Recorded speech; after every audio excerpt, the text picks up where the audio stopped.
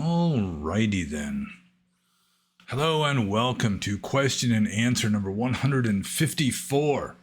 I am your host, pannobhasa. And of course, 154 is not prime. It is in fact 2 times 7 times 11. This is my beverage. Not coffee this time. It's just unadulterated bovine glandular secretions. Take a sip of it now. And I'm feeling somewhat out of sorts. Usually, I gotta keep this thing bending the right way. Usually, if I'm feeling somewhat out of sorts at the beginning of a Q&A, by the time I've been answering questions for 15 minutes or so, I just kind of get into the groove and everything's fine. So maybe it'll happen this time too. But it's like today for lunch, I ate these 2 cheeseburgers that, I mean, the patty was of meat on each one was like more than an inch thick. And they just formed like this cannonball in my stomach, which has continued throughout the rest of the day. But I will survive. I have every time thus far. And I'm just going to have to keep pulling on this. It's like I need to, when my woman is braiding my beard, I need to keep my head tilted like this so that it'll come out straight. But it didn't happen this time. And we have like the average, like moderate middle path number of questions this time. It comes out to like mid 30s, I think. So we should be well under 3 hours on this one. And so I should just commence to answering questions. I'm fixing to start commencing at any rate. And the first question is from Romeo. And Romeo says, how deep of an influence did Buddhism have on the Beatniks and eventually the hippie movement? If it did influence these counterculture movements, in which ways? Well, let's see. How deep of an influence? Let's see. What's the next question here? I think the next question is similar, so I might be able to just lump this into a sort of a compound answer. Did any of the influential figures in these movements have any influence on you as a okay? No. Well, then the next question, were Jack Kerouac and other influential figures in these movements actual Buddhists? Okay. So I guess I'll just kind of answer all these in sort of an essay answer, I guess. Let's just see how it goes. So the first question, how deep of an influence did Buddhism have on the Beatniks and eventually the hippie movement? How deep of an influence? Well, I mean, at least one of the early Beatniks, Gary Snyder, was a serious student of Zen Buddhism. In fact, he did the Dharma Bum thing and would like get jobs on like some kind of cargo ships, I guess, or tankers to Japan and do sessions like Zen retreats at monasteries in Japan. Just because he was really into it. So probably of the Beatniks that were the most serious Buddhists, most serious students and practitioners of Buddhism, Gary Snyder would probably be the main one. I think he's J.F. Ryder in Jack Kerouac's, autobiographical novels. So let's see. That's getting kind of skipping to the third question though. How deep of an influence did Buddhism have on the Beatniks? There was definitely an influence of Zen Buddhism on the Beat movement. I assume that might have some influence on like some of the like Allen Ginsberg's weird poetry, or like the stereotypical bistro where you've got people just doing off the wall kind of music or poetry readings or whatever, just sort of like haikus and this kind of thing. Just sort of the monochromatic element of the beat movement. They just wear like black mostly, which is pretty Zen-like. Zen is fairly monochromatic. Zen art tends to be just pen and ink. I think it was partly influenced by D.T. Suzuki coming to America and giving lectures on Zen Buddhism, and to the early Beatniks.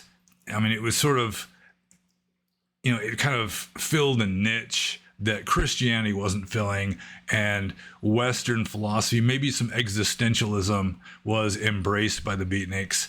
But really, they were kind of existentialists, sort of Zen in their approach, at least the early, like, intellectual founders of the beat movement, not so much the people that were just following along because it came to be in fashion, more or less, at least in some circles.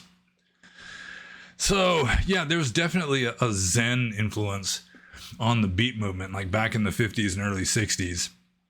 And then Romeo continues eventually the hippie movement. But the hippies, they seem to have largely abandoned Buddhism in favor of Hinduism. Hinduism was more kind of colorful and garish and less stringent in its morals. You know, it's like Krishna was a rascal, you know, it's kind of, it just, Hinduism suited the hippies better than Buddhism did. So at some point, the hippie movement kind of converted to Hinduism and left Zen Buddhism behind. But the influence on the hippie movement, it's harder to say. I mean, there was more of a belief in like karma and ahimsa, you know, universal love and compassion, that sort of thing.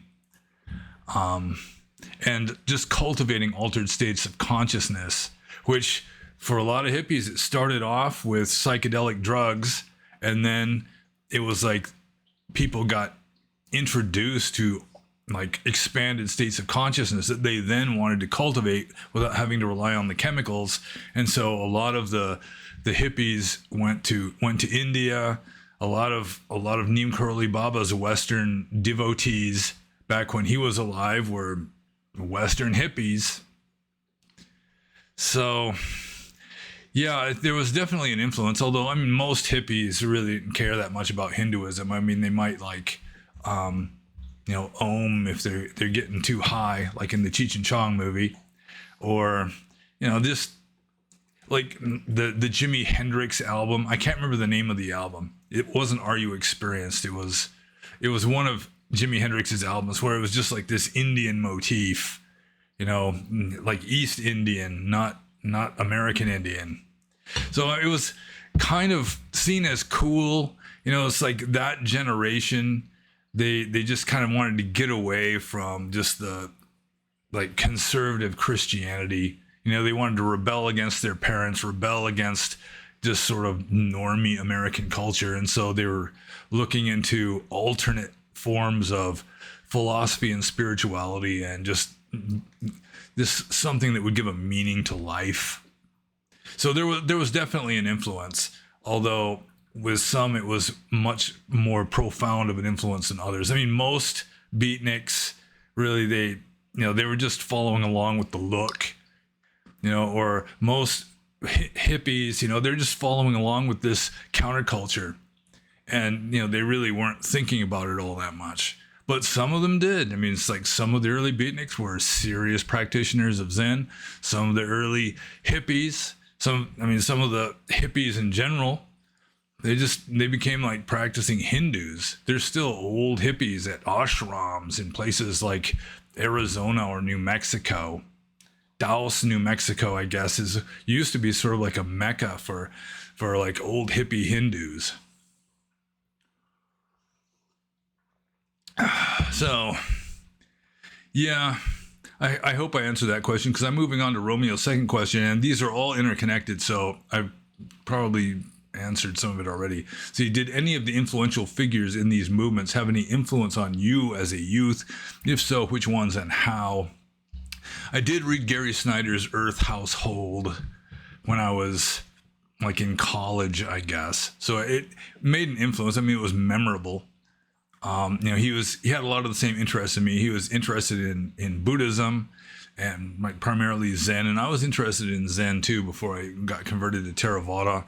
Also, he did a lot of like hiking in the Pacific Northwest, stuff that I did. Presumably he experimented with psychedelics, that kind of thing. Let's see. He was like, I remember him in one of his memoirs talking about how he was hiking, you know, and they were dressed like beatniks, I suppose, and they come across some rustic person out in the woods, and they explained to him, we're forest beatniks. But I mean, let's see, in the movement, I guess like the hippies that became devotees of Neem Karoli Baba, which kind of included Ram Dass. I mean, Neem Karoli Baba was like a guru to Western hippies, at least some of them. And then Ram Dass, after he stopped being Dr. Richard Alpert and became Baba Ram Dass, came back to America, he also became a guru to hippies. You know, his talks were just teeming with people with long hair and bare feet and bell bottoms and love beads and all this kind of stuff. A lot of peace signs. So, in a way, I mean, that sort of thing was definitely an influence on me. I used to wish that I was a hippie. I would have made an excellent hippie. I probably would have made an even better beatnik. But I was born too late for that sort of thing.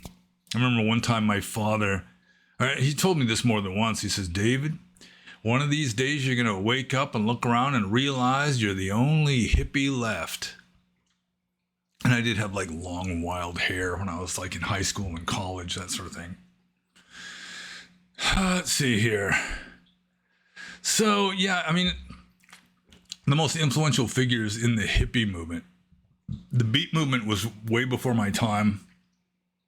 And so it didn't really have an influence on me when I was young. I just kind of studied up on it a little bit later. Didn't read Kerouac's The Dharma Bums until just like probably less than 10 years ago. So yeah, it would be like the whole like Hindu spirituality coming into the West through like Neem Karoli Baba, and I really wasn't into Maharishi Mahesh Yogi, although the Beatles were. You know, the Beatles went to his ashram. The Beatles, I mean, in music, you had the introduction of like sitar and tabla into like Paint It Black by the Rolling Stones. And I mean, the Beatles, I mean, the beat from the Beatles probably came from the beat movement. You know, it's they weren't naming themselves after insects. Not really. So there was that kind of influence also. You know, Within Me, Without You. Is that the name of the song? That's like a Hinduistic kind of song. It's got some sitar in it even. So yeah, I think the biggest influence on me from like the hippie movement, aside from just ideas, growing my hair long, you know, sort of imitating like a latter-day eco hippie, that kind of thing when I was young. Oh, I got a dog underneath me.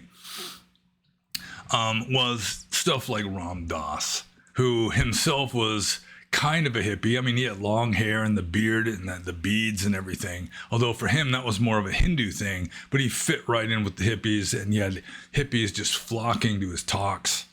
So that would probably be the biggest influence of the hippie movement on me when I was young, especially, would be through that sort of thing. Just sort of Ram Dass as a kind of conduit to like Hinduistic ideas through sort of like a hippie interest in Hinduism.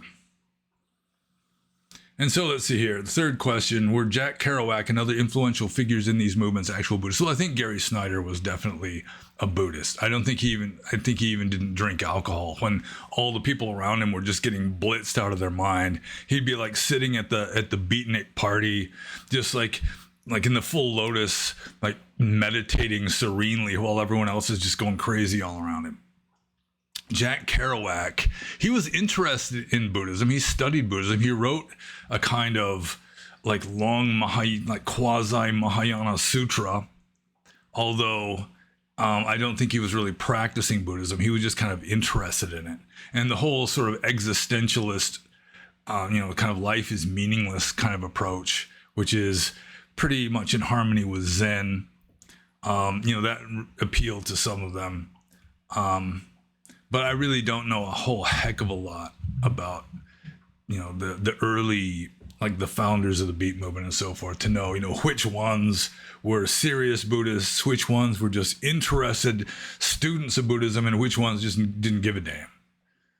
But Jack Kerouac was definitely interested. He was like a fellow traveler, and Gary Snyder was he was into Buddhism. Like someone like Allen Ginsberg, I'm not sure what his approach would be. So I'm just going to move on to the next question. This is from Phil Lathes. And Phil Lathes, I think this is like the second time in a row he has asked the transgressive fourth question. And so his name is going on a list twice.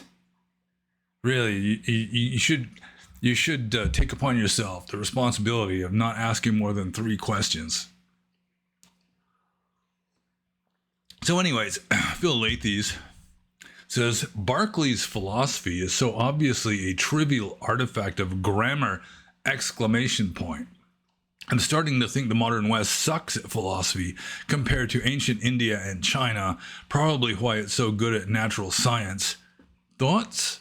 Well, I don't think that Berkeley's philosophy really is a trivial artifact of grammar. I mean, the main point of Berkeley's philosophy is that you cannot prove that matter exists. That is profound. It just shook the foundations of Western philosophy. Which, I mean, that led to like David Hume, which then led to Immanuel Kant, which then led to like German idealism and so forth. So it's not, I mean, it might appear obviously a trivial artifact of grammar to Phil Lathes, but I mean, he did bring up one profound point, and that is you cannot prove that matter exists, regardless of grammar. You just cannot prove that matter exists. Physical matter, that there's physical matter out there, even if no one is perceiving it. Which is pretty much of an assumption made by materialistic scientists. But you can't prove it. It's just an assumption. It's just considered to be an axiom. So let's see, I'm starting to think the modern West sucks at philosophy compared to ancient India. Well, it depends on the philosopher. David Hume, I mean, he's a heavy hitter. Immanuel Kant, he's damned hard to read, but he's also a heavy hitter. I mean, even Berkeley, I mean, that one thing, I mean, he shot his wad on just this one philosophical point.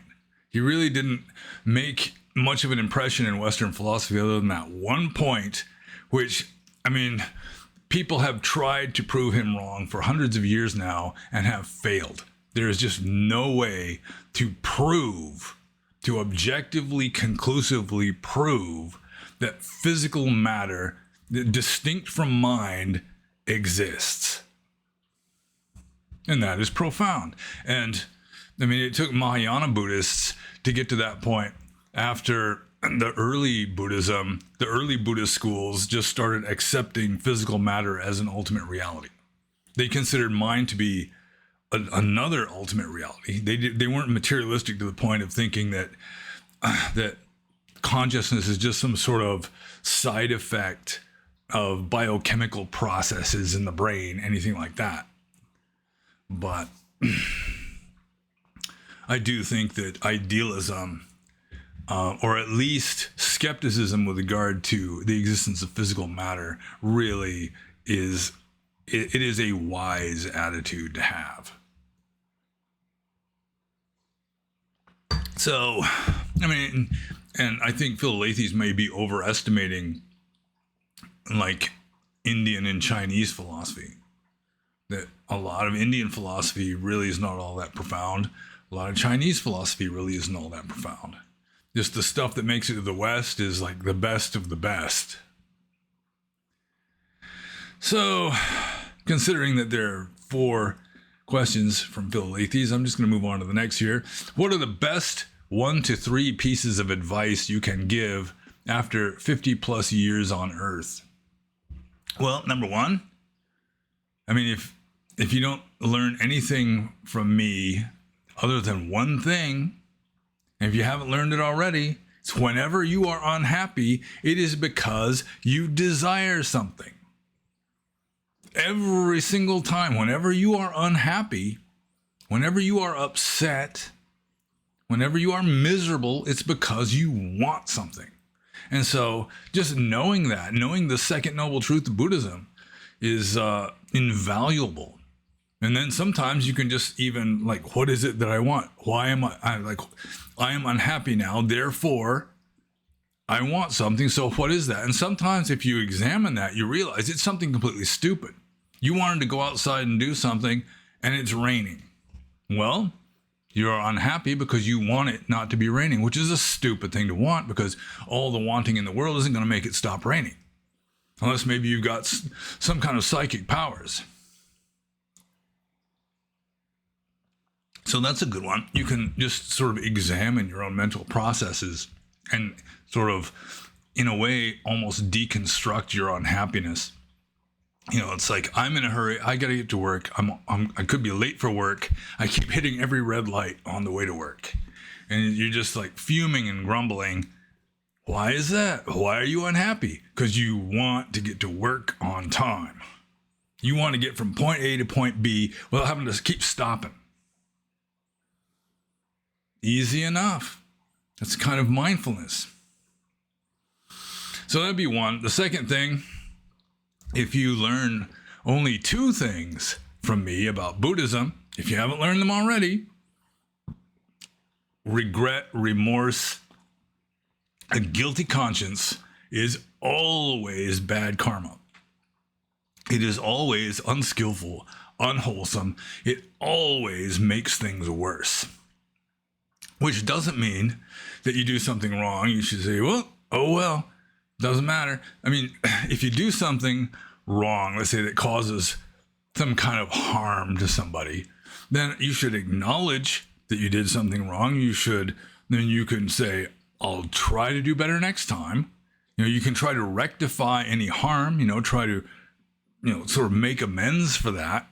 But just like kicking yourself over and over, sometimes years later, over something that happened that, likelihood you didn't even, sometimes it's just like something that was a complete accident.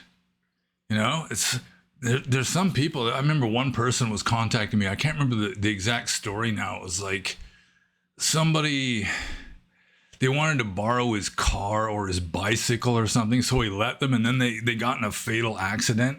And it's like he feels guilty because if I hadn't lent them my vehicle, they wouldn't have died. And it's like, how could you possibly have known that? And then you're just like, it's like you're just kicking yourself for years afterwards. You're considering yourself to be a murderer and a horrible person because of something that, it's pointless. You couldn't have even known that was going to happen. So, yeah, that would be 1 and 2. Second noble truth of Buddhism, and regret, remorse, guilty conscience are always bad karma that are just adding more badness to an already bad situation. And then the third piece of advice that I can give after 50 plus years, actually 60 plus years on Earth, just investigate Dharma, I suppose. Take Dharma seriously. And those would be like the 3 best pieces of advice I could give to the casual random stranger, just off the top of my head. The first 2, pretty obvious. The third one, just take Dharma seriously. It's not just this interesting philosophy. It's something that it's a really a good alternative to one just being the normie who is just has following the salmon-like instinct to swim upstream, spawn, and die. Or you can rebel against that, rebel against norminess, normidom, normiehood, like I did when I was like 16. Just rebel and get into lots of trouble. That's not a really good answer either. So looking at the world through a spiritual lens is actually something that is extremely valuable. But you can't just decide to do that. It's something that pretty much has to happen to you spontaneously or intuitively or something like that.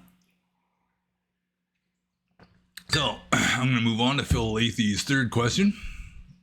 How was your faith in Buddhism so strong all those years, and did it ever waver? Well, my faith in the Sangha wavered big time. You see monks behaving horribly. It's like, the Sangha is just so corrupt. It's more than 90% rotten.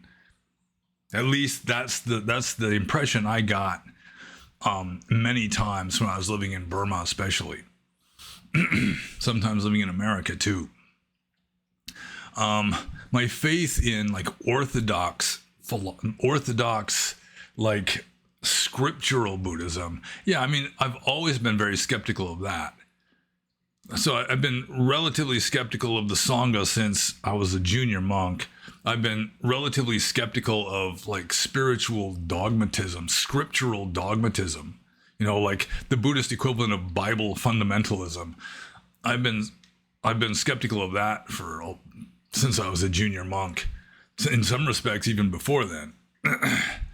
So, but like the main points of Buddhism, I never really had doubts about that. It just seemed to me fairly obvious. So, I mean, once you understand it, it does seem to be pretty self-evident.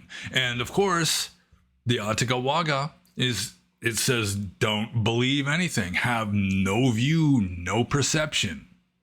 Which, I mean, how can you argue with that unless you just insist that I want to believe in something? But it's obvious. I mean, if you get into a state where you're not thinking anything, you have no view, no perception. I mean, just experientially, you've been there. You know that it is a much more conscious, more enlightened state than firmly believing in this group of sentences accompanied by certain emotional feelings. It's all perceptual. It's all symbols. So, yeah, the Atthakavagga kept me in robes for 30 years. I mean, at least after the first 10, the Atthakavagga was definitely, I mean, it was sort of like the gold standard as far as I was concerned. I couldn't really argue. I mean, there's some suttas that are kind of going off in tangents that aren't really hammering away at the main themes. But like the main themes of the Atthakavagga, I couldn't really argue with that. I just deep down have accepted that, regardless of, Buddhism and corrupt monks just out making money, this kind of stuff. So, yeah, a lot of it was just experiential too. I mean, once you get to a certain level, then there's no turning back really. I mean, even once you get to a certain point in Dhamma, then even if at the surface level you just get sick and tired of it and you turn your back on Dhamma, still you feel it back there. You know it's back there all the time. It's just once you get to a certain point, I guess, that, I mean, there's no turning back really. So I can have doubts about certain aspects of the scriptures or the Sangha or whatever, but the main essence of Dhamma, I really could not doubt. So I think I'm just going to move on to the next question. And this is a difficult one.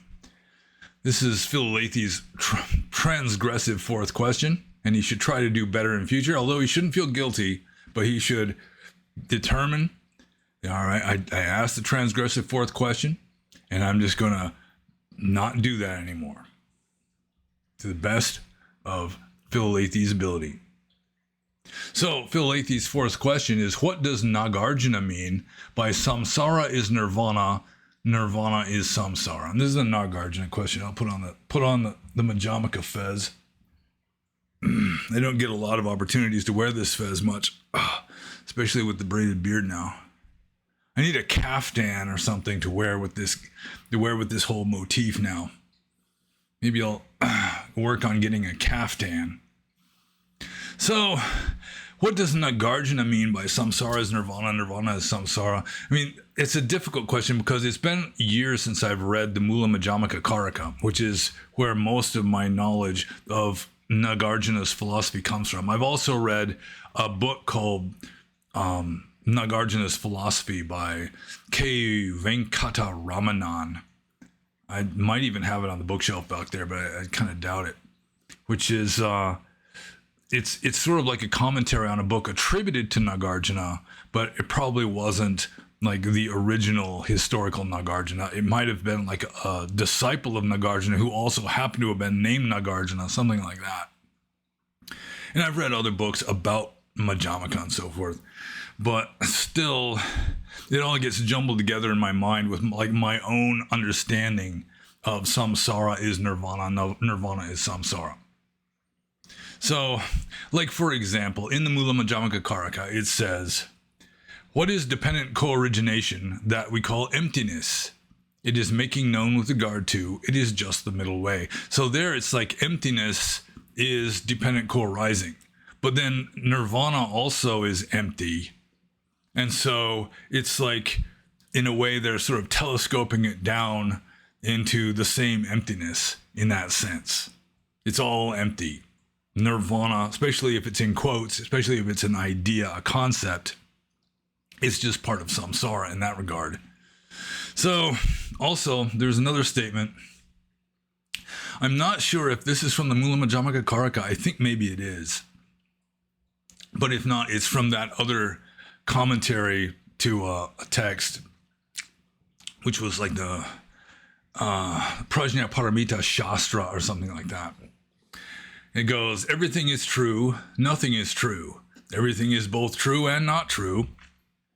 Everything is neither true nor not true. This is the teaching of Buddha, which is kind of Zen-like. You know, it's obvious that Zen has its roots in this sort of, well, let's see. You start off with archaic Buddhism, which teaches stuff like the Atthaka Vagga, which is called Proto-Madhyamaka by some scholars. And then Theravada, or like early Buddhism, started getting away from that, getting more and more philosophical and analytical. You know, Vibhajavada is like a synonym for Theravada, which means like the doctrine of analysis, dividing stuff into parts, that kind of thing. And so you had one of the Mahayana movements is sort of a reform movement trying to get back to the original spirit. And then is like Madhyamaka was sort of like a logical framework to justify the Prajna Paramita. And so I don't know where I was even going with that, but you know, it's and then Zen became, they took the baton and continued on their way. So, I mean, statements like that, it's really, in a way, it's difficult to explain is what it is. But, I mean, anything you talk about is going to be samsaric. You talk about nirvana, nirvana becomes samsaric. So that's one way of looking at it. I mean, you've got like the Heart Sutra saying form is emptiness, the very emptiness is form. So, I mean, again, it's sort of like my explanation. Coffee cup made out of ceramic, right? So, which is it? Is it a cup or is it ceramic? Well, it's both. But cup does not mean ceramic. Ceramic does not mean cup. I mean, you could say this is ceramic. You could also say this is a cup. But they're not synonyms, but they're both at the same time. And so my best understanding of samsara equals nirvana is samsara would be cup. Nirvana would be ceramic.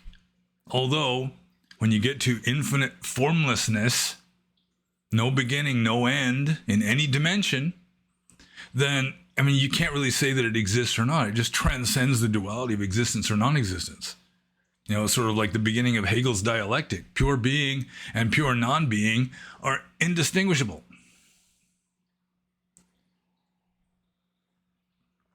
So, like the Tibetan Book of the Great Liberation, attributed to Padmasambhava, says nirvana is just a concept of mind, especially if it's in quotes, especially if it's a concept.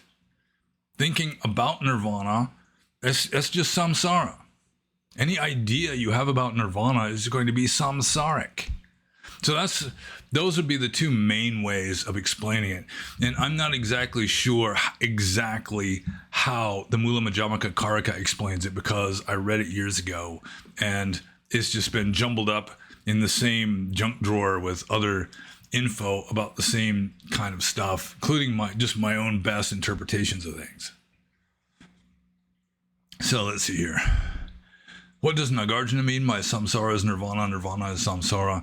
You'd have to ask Nagarjuna, I guess, or read the Mula Madhyamaka Karaka for yourself. But when what do I mean by samsara is nirvana, nirvana is samsara? It would be essentially ceramic and cup don't mean the same, but they are exactly the same. Which violates the Aristotelian laws of thought, but there's no way of getting around it.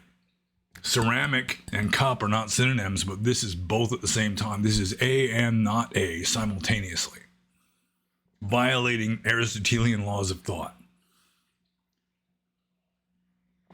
So, I'm just going to move on to the next question. If Philalethes is unsatisfied with that answer, it serves him right for asking the fourth transgressive question. So, next question is from Superlump. And Superlump says, how far back can you trace your own ordination lineage? Just back to Tom Pulu. I was ordained in the Tom Pulu tradition, which was founded by Tom Pulu. I was ordained by one of Tom Pulu's disciples. So, I'm not sure who Tom Pulu's preceptor was. Gosh, I mean, they're going crazy on the Discord server. They're just... Okay. So, yeah, I can only go as far back as the beginning of the ordination lineage, which is Tom Pulu, founder of the Tom Pulu tradition. But again, I forget who Tom Pulu's preceptor was, you know, what tradition he was ordained in, that sort of thing. So, I just realized my emergency backup beverage is on my desk over there, which I will be getting up and retrieving soon. So anyways, Superlump's second question. Did you vote when you were a monk? I voted twice when I was a monk, both for U.S. presidents. And I have to admit, the first time I voted as a monk, I actually voted for Barack Obama, who, if I knew then what I know now, I would have voted for neither Obama nor Mitt Romney. But the thing is, I was just new to YouTube. You know, I'd come back to America and I was looking at YouTube and they had this prompt saying, you know, the presidential debate's on. You can watch Obama and Romney debating. So I just, out of curiosity, watched the presidential debate between Obama and Romney. And it was clear that Obama was operating at a higher level of consciousness than Romney was. Romney was like some kind of shark with like a plastic smile stuck to its face. But just because you're more intelligent or some such, I mean, not even necessarily more intelligent, let's say you got more depth to you, or at least you appear to have more depth to you, that doesn't mean you're going to be a better president. And I mean, now stuff is coming to light just recently that Obama was allegedly guilty of treasonous conspiracy because of the whole Russian, like the Russiagate hoax that he was helping to orchestrate, knowing full well that it was bullshit, but still trying to damage, first of all, trying to prevent Trump from becoming president, and then trying to damage Trump's presidency and thus damage the United States by damaging the president and his authority and what he's trying to get done and that sort of thing. So anyways, and then after that, I did vote for Donald Trump back in 2015 or 16. So yeah, those are the two times I voted. And you could say, well, you're not, monks probably shouldn't vote. But then again, I used to know an Australian monk in Burma, and it's the law in Australia. You have to vote. It's a crime not to vote in Australia, or at least that's what he was explaining to me. And so even if he was living in Burma for years, he would have to apply to the Australian embassy for an absentee ballot in order to avoid breaking the law. And he was kind of a socialist, so he always voted leftwards, I'm sure. So yeah, I answered that question. And then this next question is even easier. Superlump asks, was Jesus a Buddhist monk? And I would say that it is extremely likely that he was not a Buddhist monk. In fact, I consider it extremely likely that Jesus never left like the Levant, like Galilee and Judea, that general area. Syro-Phoenicia. I think he spent his entire youth there. All this talk about Jesus going to India and learning profound spiritual truths and then coming back, highly unlikely. He was a carpenter's son. The son of a carpenter in like a small town Galilee. So, I mean, he was the disciple of John the Baptist for a while, and John the Baptist was kind of monastic, sort of. He was kind of monastic, and so Jesus, he may have been a kind of Jewish quasi-monk that may at some point have had some indirect influence from Buddhism. But no, the idea that Jesus actually went to India or Tibet and became a Buddhist monk is extremely unlikely, in my opinion. I read this one, a friend of mine in Burma, a Burmese monk in Burma, actually was impressed by this article that he read about how Jesus came to India or Tibet, I don't remember which, and he was called Jivakarita. That was like his Pali name, Jivakarita, which obviously is like sort of a Polyization of Jesus Christ, and Jesus was not calling himself, that Christ was not his last name. And Jivakarita just means like, life is accomplished or something, life is done. But yeah, it was just bogus. There's no real evidence other than some very questionable texts that maybe were found in a cave in Tibet, in modern times. So I'm just going to move on to the next question. This is from Gnostic Rocker. And Gnostic Rocker, I think he also asked a transgressive fourth question, although he asked one question and then he unasked it. So he didn't really transgress. His name's not going on the list. So you don't have to worry about that. Oh, I guess I'm done with Majamaka and Nagarjuna. So I'll take that back off. Put it over here. No, maybe I'll put it over here. Okay, then. So, Gnostic Rocker asked a question that he thought was answered in the previous Q&A. So he unasked that one and asked a different one. But there are some points here that I can comment on. So he's not transgressive, but I'm still going to comment on it. His first question that he retracted is as follows. Did you spend most of your time in one temple when you were a bhikkhu with one abbot or meditation master, or were you free to move around as you pleased? I believe in Thailand there's a 5-year rule that demands the new monastic should remain under the tutelage of one's teacher or one teacher for the duration of that period before having the freedom to be peripatetic. And it is true, I did answer the first part of this question. Like, I did not spend most of my time in one temple when I was a bhikkhu. I did move around, especially after I'd been a monk for 5 years. Like, I came to Burma and I started staying at Chaltsin Doya in central Burma. And nobody spoke English there. I didn't speak Burmese yet. I was just sort of all of a sudden living in this tiny cave, like an oven, in just blazing heat, in almost total isolation. And the abbot there, Venerable Pakoku Siato, he was worried about me. So he sent me to a school monastery near Mandalay for over a year so that I could learn like Burmese mainly, study some Pali, that kind of stuff. And so then I came back to Chaltsin Doya and I was looking around for other places.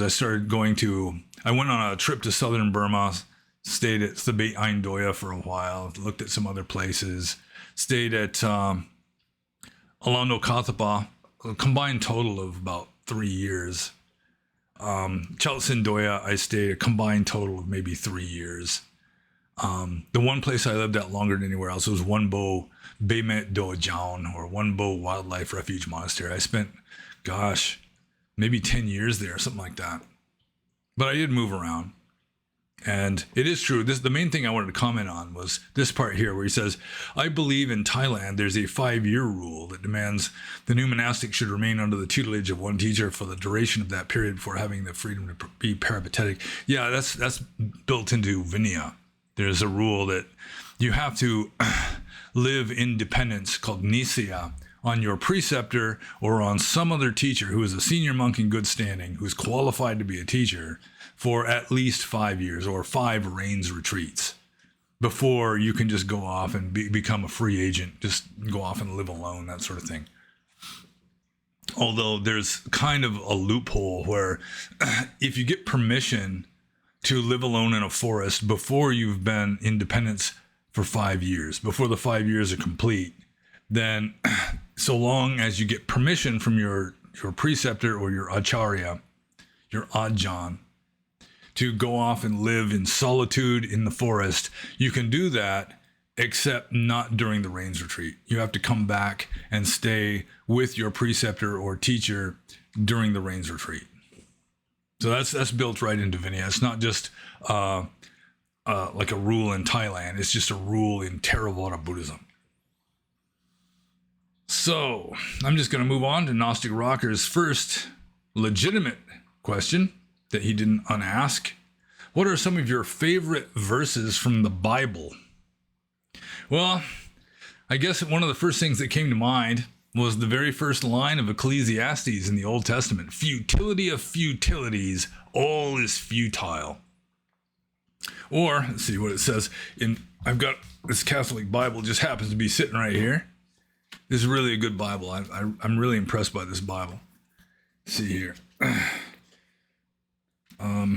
It says, let's see, it is useless, said the philosopher. Life is useless, all useless. So it's usually, let's see, it's not futility of futilities, vanity of vanities. I guess the King James Version is vanity of vanities, all is vanity. And then this one has it, useless, it's all useless. And then there was another version, the Revised Barclay version, I think, was futility of futilities, all is futile. And then I had a German Catholic priest. No, he was Austrian. Hope I didn't just insult him. An Austrian Catholic priest tell me that in Germany, it's translated as puff of smoke. It's all puff of smoke. And I think that is a more literal translation than vanity or futility or uselessness or that kind of thing. But I do like that verse.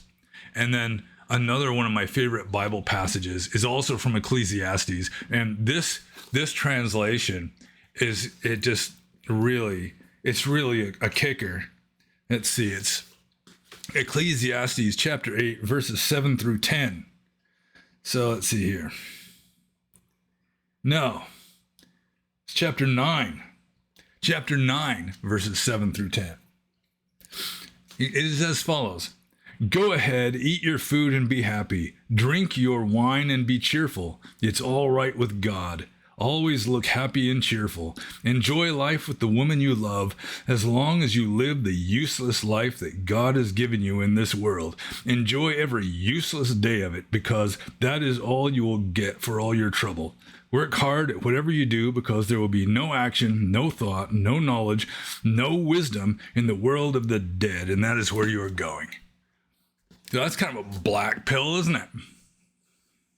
At least he says be cheerful. It's all right with God. Man.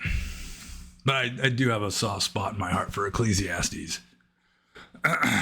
Let's see. With regard to the New Testament, of the 4 Gospels, I like the Gospel according to Mark. It has less like mythology added to it. And that Matthew and Luke are largely based on Mark anyway. And let's see here. I like the scene in Luke of the Pharisee and the tax collector in the temple, where you got this Pharisee and a tax collector go to the temple in Jerusalem. And the Pharisee just goes right up front. And he's like, thank you, God, for not making me like other men, especially not like that tax collector back there. It's like, I follow all your commandments. I give 1/10 of all I own to the church for the upkeep of the temple and the priests. And then the tax collector is standing in the back. He doesn't dare to approach the altar. He doesn't even dare to look up at it. He just stands in the back, his head down, just beating himself in the chest, saying, "Dear God, please have mercy upon me, a sinner." And then Jesus says it's the tax collector who finds more favor in the eyes of God. Although from a Buddhist point of view, you'd be better off just kind of sitting right in the middle, and you're not boasting and you're not beating yourself up either. You're just sitting there serenely meditating. Also, a few teachings of the New Testament that I really like and that I would like to see more emphasized in Buddhism. First of all, is Jesus telling his followers, when you do good deeds, do it secretly. Don't advertise it. Don't brag about it. Don't do it in front of everybody so everyone will think, whoa, he's doing that good deed. You should do it secretly. Then God will know, and that's really all that matters. I mean, from a Buddhist point of view, it's not really God, but still the idea of doing good deeds secretly appeals to me. And also, there's one saying where Jesus is advising people, don't say that you're going to go and do such and such. You're going to travel to such and such city and make such and such amount of money and then come back and be rich and all this. You shouldn't talk like that. You should say, God willing, if I don't die first, that's going to happen. And that kind of reminds me of Ajahn Chah. It's uncertain. You don't know for sure what's going to happen even tomorrow. You can't be 100% sure the sun's going to come up tomorrow. So you should always have a certain amount of skepticism, a certain amount of uncertainty with regard to the future, because you really don't know. You can't see a minute in front of your nose. So I think that's profound also. And there is some of that in Theravada Buddhism, especially in the teachings of Ajahn Chah. Uncertain, not sure. So anyways, I'm just going to move on to Gnostic Rocker's third question. Or I guess second question after the retracted one. It may sound like a strange question, but what was it like to live in the same ochre robes with little to no variation on style or hue of those robes for year after year? I remember reading the memoirs of a Westerner ordained in Thailand in the 1960s. He said he went through an intense period of lucid dreaming in which he envisaged himself wearing psychedelic robes with an alms bowl adorned with bright flowers.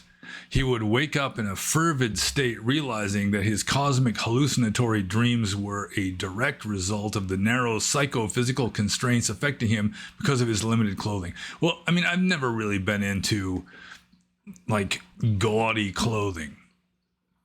I like gray is one of my favorite colors. So, I mean, maybe he was a little bit gay or something. Maybe he was worked for a fashion designer or something before he became a monk. I don't know. I mean, for me, it wasn't that big of a deal. Although it's true, I've never liked wearing brown. Just brown is just not one of my favorite colors. I mean, brown food is good, like chocolate and, whole wheat bread and that kind of thing. But just brown clothing or brown just as a color, I've never liked very much. And you do have a certain variation of choices. Maybe in the Thai forest tradition, you got to wear like that cat shit green color that's from the heartwood of the jackfruit tree. But in Burma, there's a range from like sort of yellowish and reddish and purplish. There's all sort of a brown element to it, yellowish brown or reddish brown or purplish brown. But still, there is some variation.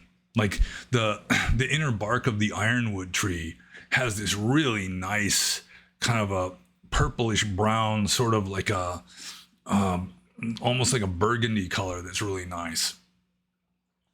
But it's true, there is a list of forbidden colors for robes in the Vinaya, and gray is not on that list. Technically, it's allowable for a monk to wear gray robes, although I never attempted it because I'm sure the conservative Burmese would be complaining big time and continually offering me brown ones or red ones.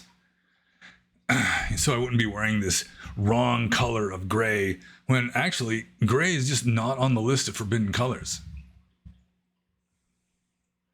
So Yeah, that would be about it. I mean, didn't like wearing brown very much, but I mean, it's just what you do. It's just no big deal. It's just sort of like you don't like the color of your own skin. I mean, there's just not a whole heck you can do about it. You just sort of make peace with the situation. So I just made peace with the fact that I was wearing brown every single day. So let's see here. I'm just going to move on to the next question. Also from Gnostic Rocker. He says, in your decades, I'm going to make sure I'm not skipping one. Okay. He says, in your decades of experience, is there a different kind of psychological or ideological type of Westerner that chooses to ordain in Burma rather than another Westerner that chooses Sri Lanka or one that chooses Laos or Thailand? Or is it more likely to be explained by a mundane matter of availability or due to socioeconomic reasons? For example, possibly Thailand is a more popular place to ordain because of related reasons such as the decades of the tourist industry there, or even because of the availability of good alms food, which may not be the case in a Bangladeshi Buddhist area, for example. So, is there a different kind of psychological or ideological type of Westerner that chooses to be ordained in Burma? I really don't think so. I mean, your karma is going to land you somewhere or somewhere else. And your karma is a mental state, so that would be psychological to some degree and like a deep level. But, no, it didn't even work that time. Okay. Well, it's still not working. Let's see. I mean, the main psychological differences, I think, that could influence such a thing as this would be if you're really conservative in your like doctrinal Buddhism, like you have like a scholarly interest in Theravada Buddhism, or like you're just drawn to a kind of meditation like the Mahasi method or the Pa-Auk method, then, well, if you're attracted to the Mahasi method and, just sort of like the general attitude of the Mahasi method, then there's more Mahasi places in Burma than anywhere else. Or if you're attracted to the Pa-Auk method, then, of course, Pa-Auk is in Burma. So something like that, that could influence where a person is going to be ordained. You just intuitively, or just as a matter of just your personality type or whatever, you're just more attracted to like a more Spartan, stoic kind of Theravada. Then there's a lot of that in the Thai forest tradition too. But it's like the difference between Burmese Theravada and Thai Theravada. Thai Theravada places more emphasis on Vinaya and also more emphasis on Dhutanga, or the optional extra ascetic practices. So Thai Buddhism is sort of more like bodily discipline oriented, whereas Burma has more emphasis on meditation and also scholarship, and like especially Abhidhamma. So, I mean, if you're really into Abhidhamma, Burma's the place to go. Burma has the foremost Abhidhamma scholars on the planet. And you're really into certain kinds of meditation that is mainly within the Burmese influence, like the Mahasi method, then you'll choose Burma, or at least a Burmese place outside of Burma. There's like Mahasi places. I'm pretty sure there's at least Mahasi affiliated places in Malaysia, for example. There's some in Thailand even. So, yeah, that would be a factor.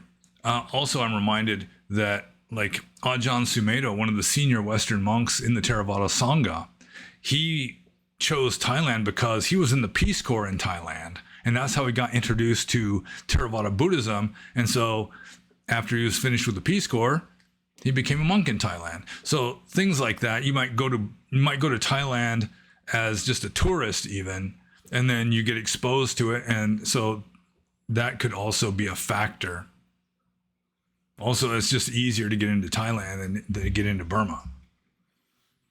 So, yeah, I mean, ultimately, it's more of a karmic thing. Like, I was fortunate. I think my karma served me well that I was ordained in a Burmese tradition, because the Thais are much more conformity oriented. They make a rule of conformity.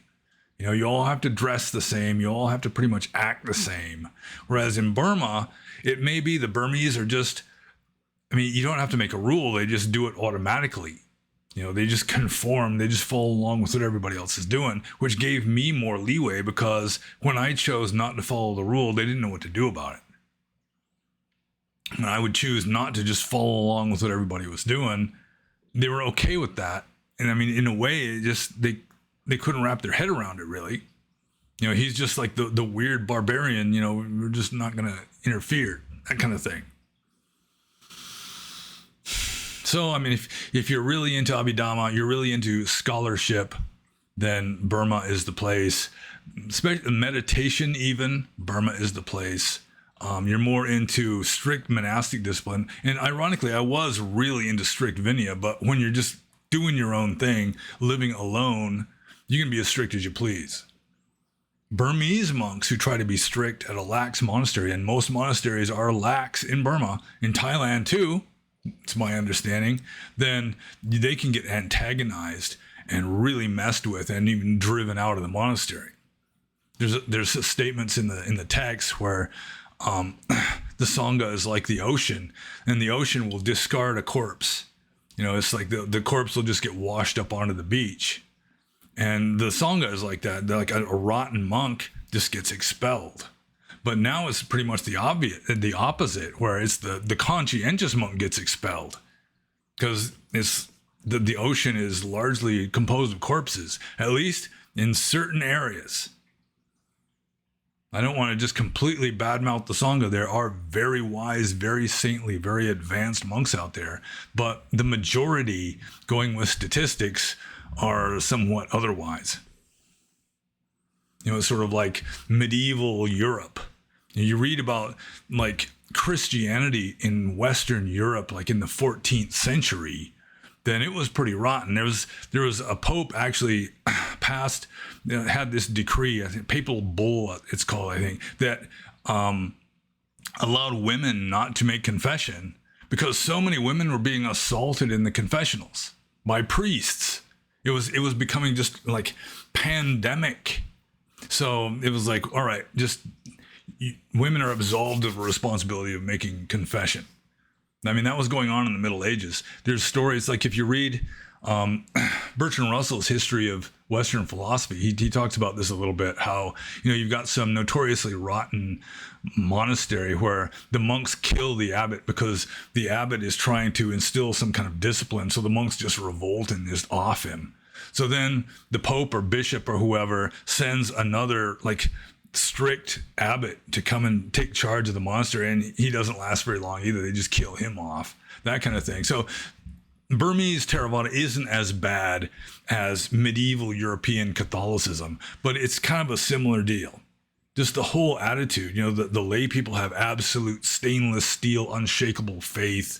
You do have some genuine saints, but for the most part, the clergy is corrupt. And that's a little bit of a rant, because I've kind of lost track of the question here. Oh, different reasons why people might be ordained in Burma rather than Thailand or Sri Lanka or some such. Excuse me. So I guess I answered that question. I'm just going to move on to the next question. This is from Austin. And Austin says, all the young people are on TikTok nowadays. Have you ever thought about uploading videos on there for bigger exposure? I'm sure the idea has arisen and passed away a few times, but yeah, I'm not really interested in TikTok. I've never like gone to TikTok as a site. Never once have I gone to TikTok, and it was just completely accidentally. You just accidentally click on a link or something, and it takes you there. To some degree, I agree with Gurdjieff.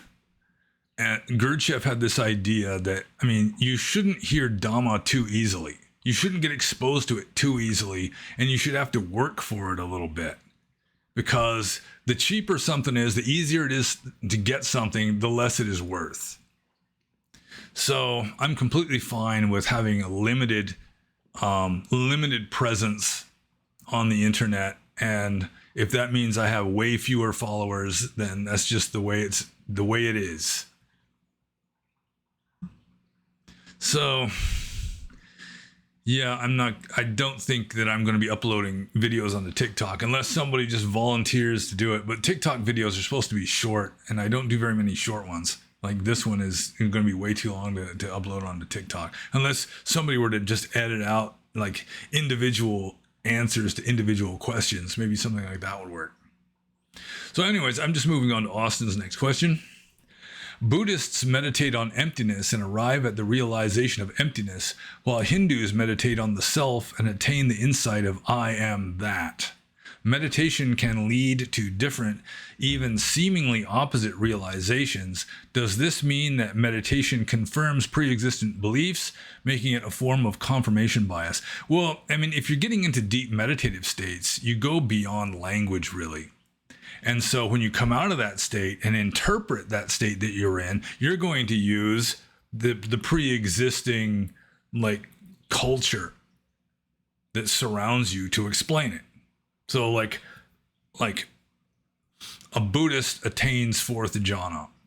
He'll explain it in Buddhist terms. I mean, you can't just explain exactly what it's like to be in fourth jhana. It's beyond language. You stop thinking long before you got to fourth jhana. Then a Hindu attains fourth jhana. When he comes out of it, he'll explain it along Hindu lines.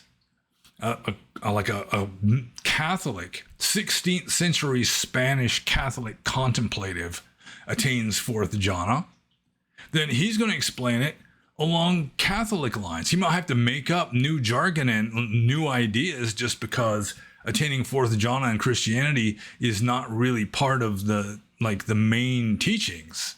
That's just something that happened.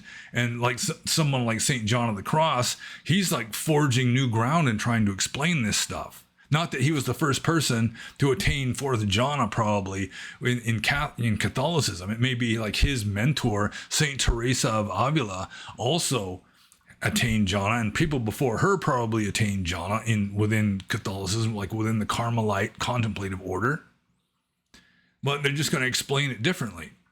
And like I was saying earlier, and I've said many times before, like I almost said Saint John of the Cross, Hegel. Like he begins his dialectic with the very first thesis of his dialectic in his logic, pure being. Then the antithesis to pure being is pure non-being. And then according to Hegel, they just merge. You can't tell them apart. And so then you have to have the synthesis of like distinction. You have to somehow distinguish, like you have to have like a contrast of being and not being, which creates like figuring ground. And then it's off to the races. Then it's, from the Tao, from the Tao came the one, from the one came the two, from the two came the 10,000 things. It's similar to that. So when you're getting into like the absolute, which can't be put into words, I mean, whatever you say about it is going to be invalid. You can say that it's empty, or you can say that it's full. I mean, empty would be like non-being, pure non-being in Hegel. Saying that it's full would be like pure being in Hegel. But I mean, there are attempts to explain the same thing. So the meditative experiences, you get into like a deep meditative state, just beyond language, where you've pretty much escaped from cultural conditioning, then like a Buddhist, a Hindu, a 16th century Spanish Catholic can all have essentially the same experience. It's just that when they come out of that experience, they have to use the dogma of their spiritual system to try to explain it. But when you're not at the really super deep levels of meditation, then certainly there's going to be meditation confirming pre-existing beliefs. You can have visions of the Buddha, or if you're a Christian, you might have visions of the Virgin Mary, that kind of thing. But when you get just beyond symbols, just into relatively pure consciousness, the mental states are so subtle that, I mean, they might as well not be there. Then, I mean, you've transcended cultural conditioning, and the experiences would be universal. But when you come out of those states, you've got to rely on cultural conditioning to try to explain them. And the cultural conditioning will have various explanations. So I'm just going to move on to Austin's next question, which is as follows. When I'm debating ontology, that might be his first mistake. I just interrupted myself. Just a second. I'll start over. When I'm debating ontology, I'm encountering some trouble substantiating the belief in Nibbana. Most people cannot understand something that is not a thing, not no thing, not both, and not either. It's not an ontological state. It's beyond existence and non-existence. It's unconditioned and indescribable, which contradicts what I affirm early in debates, which is everything is dependent and conditioned. Well, every conditioned thing is dependent and conditioned. When it gets to this point, I'm accused of breaking the laws of logic and trying to substantiate something that cannot be substantiated, something that doesn't exist. Basically, what they describe as an attempted philosophical, illogical, indescribable mumbo-jumbo that isn't logically coherent with conventional reality, which is conditioned, which also brings a whole host of relation problems, yada, yada, yada. Please help. How can I substantiate Nibbana better? Well, if you're debating ontology at this kind of intellectual level, there's a good chance you're dealing with people who are acquainted with philosophy. So one thing I do to try to kind of get a foot in the door with Western people who are philosophically literate is just bring up Immanuel Kant. Immanuel Kant had two levels of truth, pretty much like Buddhism does. You've got the thing as it seems and the thing in itself. The thing as it seems is like mental symbols conjured up by human psychology, which according to Kant is all we can know. And that's kind of goes back to Berkeley saying that you cannot prove the existence of physical matter. So all you know is your own mental states. And according to Kant, we are just stuck in our mental states with no escape. But according to Kant, there's also the thing in itself, the thing as it really is, which is beyond conception. And I would go so far as to say Kant was not much of a mystic. And so he probably never fully realized that there is one ultimate reality, one highest truth that we can know directly, and that is the Kantian thing in itself of consciousness, of our own consciousness. Not like perceptually symbolized.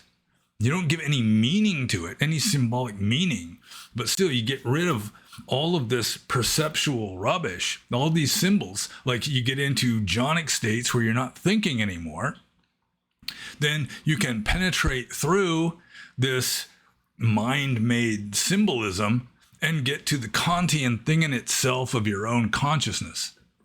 And that would be what you could call Nibbana. Some people would call it Nibbana. Some Buddhists would call it Nibbana. Some Hindus would call it Nibbana. Or Nirvana. So, that would be one way of kind of getting the point across to like some Western intellectual type. Just go with Western philosophy instead of Eastern philosophy, because it's something that they can get more of a handle on. It's more in accordance with their cultural conditioning. And just point out, like Kant, there's the thing in itself, which is the ultimate reality, and the thing as it seems. And according to Kant, everybody is just wallowing in things as they seem with no access to the thing in itself, even though the thing in itself is right there. The thing in itself of us is what we're made of. It's our essence. But we're just all lost in these symbols and distracted by the symbols. And so we can't penetrate through that to the ultimate reality that lies beneath it. Everyone's stuck at the level of cup. They don't get ceramic. And there's one last sip in there, and I'm going to get the emergency backup beverage just a second.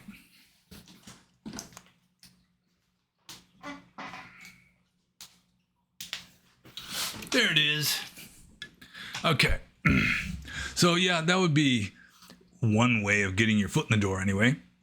You're never going to fully understand Nirvana. Nobody, it's like I keep saying, Any idea you have about nirvana is just going to be samsaric and delusional. So, I'm just going to move on to the next question. This is from Zenithoid. And Zenithoid says, are horses seen as noble animals in Buddhist countries similar to how elephants are? Well, it goes all the way back to the Pali texts. Like in Vinaya, there's a list of 10 kinds of meat that a monk is not allowed to eat, which pretty much kicks in the head the whole idea that the Buddha was requiring monks to be vegetarian. Unless, I mean, you can just say, well, this will just add it later. But there is a list in Vinaya, probably not just Theravada Vinaya. It might not be in Sarvastivada because the Sarvastivadins were just vegetarians. But it could still be in there, and most of the scholars just weren't that interested in Vinaya and didn't bother to have it edited out or something. But of the lists of 10 kinds of meat that you're not allowed to eat, I probably can still remember it too. You got human flesh, of course. You're not allowed to practice cannibalism if you're a monk. Let's see. Lion meat, tiger meat, leopard meat, bear meat, hyena meat, horse meat, elephant meat, snake meat, and dog meat. And horses and elephants are forbidden not because they're considered to be like unclean, like dogs and snakes were considered to be unclean. That's why monks are not allowed to eat dog meat or snake meat, because it would just make the Sangha look bad. You know, they're eating this gross stuff, at least from the ancient Asian point of view. But horses and elephants were considered to be noble emblems of the king. You know, they were like royal animals.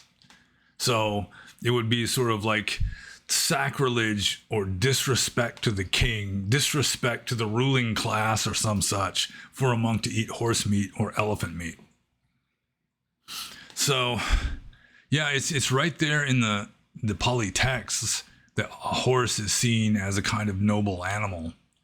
But with regard to seeing that in Burma, I like the Burmese, maybe the Thais also, they're just, most of them really aren't into animals. Like Asians, they tend not to like animals very much, just in general, less so than Westerners do.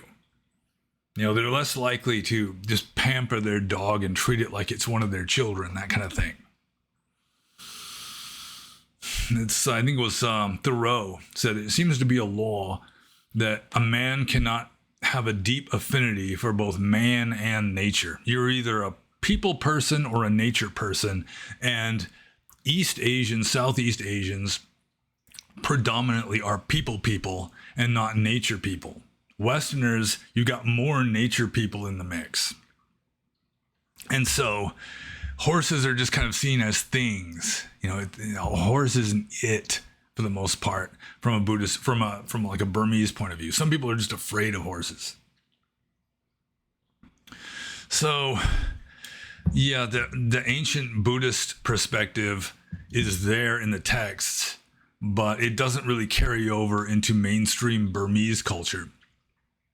I can't really speak for other Buddhist cultures like Thai culture or Sri Lankan culture, Cambodian culture, that sort of thing, because I don't have enough firsthand experience with it. So I'm just going to move on to Zenithoid's next horse question here. When a horse's leg is broken, it is usually euthanized. Is this still true in Buddhist cultures? They got horses in Burma. I've seen plenty of horses in Burma, but I never saw a horse with a broken leg in Burma. And I assume they'd probably euthanize it. I mean, the main reason why they're euthanized is because there's just no way for the horse's leg to heal unless maybe you had it like in a kind of halter for however long it took for its leg to heal, you know, where its weight is not on its leg. And yeah, I don't think that happens in Burma. So probably they get euthanized. They get sent to a butcher or something. I don't know. I never really heard of it happening in Burma. So I'm just going to move on to Zenithoid's next horse question. Is horseback riding still a common mode of transportation in Buddhist countries? And again, I can only speak for Burma. And the only people that I saw in Burma riding horses were police officers. You've got mounted police officers in Burma, especially like in rural areas. They'll ride the horses, from village to village, where maybe you don't have good roads, that kind of thing. So a police base will have horses there. But aside from that, there are certain areas in Burma, like the town of Mae Myo. Now they changed the name to Pien U Luin. The military government changed the name of Mae Myo, which is kind of a nice sounding name for a town, to Pien U Luin. And they've got carriages there, horse-drawn carriages. And you can find them throughout like central Burma, probably other places in Burma. There are like horse carts. And the horses are like these scabby looking little ponies, just beat up, bony looking ponies. They're not nice looking horses like you're more likely to see in the West. They're just like cart horses, nags, that kind of thing. I got bitten by a horse in Burma once. I just made the mistake. We rode in a horse cart, which is against the rules for me. I did it anyway. And I was just going to pet the horse, kind of pat it on the nose, and it bit me. They really clamped down, too. So, yeah, I mean, it's mainly for tourist purposes. And just some areas in Burma. I mean, there's the main vehicle of transportation in Burma, probably to this day. I mean, for most of the time I was in Burma, it was that way anyhow, is the bullock cart. You've got a cart pulled by a pair of bullocks, which are like oxen with humps. So horse carts is just sort of a localized thing, I think, where the bullock cart, the horse cart goes a little faster. It may be that cheap Chinese scooters have replaced bullock carts as the primary vehicle. I seriously doubt that it would be cars. So, yeah, the actual horseback riding. Getting to the actual question here, the only people I've seen riding horses that I can remember would be police officers. And I'm moving on to the next question. This is from Siddhartha Lohachita. And Siddhartha Lohachita says, let's see, I'm making sure that we're still recording here. Okay, Siddhartha Lohachita says, in the Chakawati Sihanada Sutta of the Digha Nikaya, the Buddha said that corruption and adama in society begin when the king fails to give alms and charity to the poor. Could this be interpreted as a form of primitive socialism? Yeah, I suppose it could be interpreted as a form of primitive socialism that, it's kind of theoretical in the sutta, although the Emperor Ashoka actually did, he set up like free hospitals, even free veterinary hospitals, free rest houses for weary travelers. He did kind of socialize his empire to some degree. Take care of the poor mainly. So, yeah, you could call that a kind of proto-socialism. Although the actual sutta itself of the Digha Nikaya, I think it's one of the later ones. And the later you go in sutta collections, the more likely it is that it's going to be sort of apocryphal, shall we say, not necessarily authentic teachings of the Buddha. But that might be the same sutta where the Buddha is saying that, the king should subsidize farmers by giving them, seed grain and whatever else they need to get set up as farmers. And he was saying that that poverty is the primary cause of crime, which I'm kind of skeptical of personally.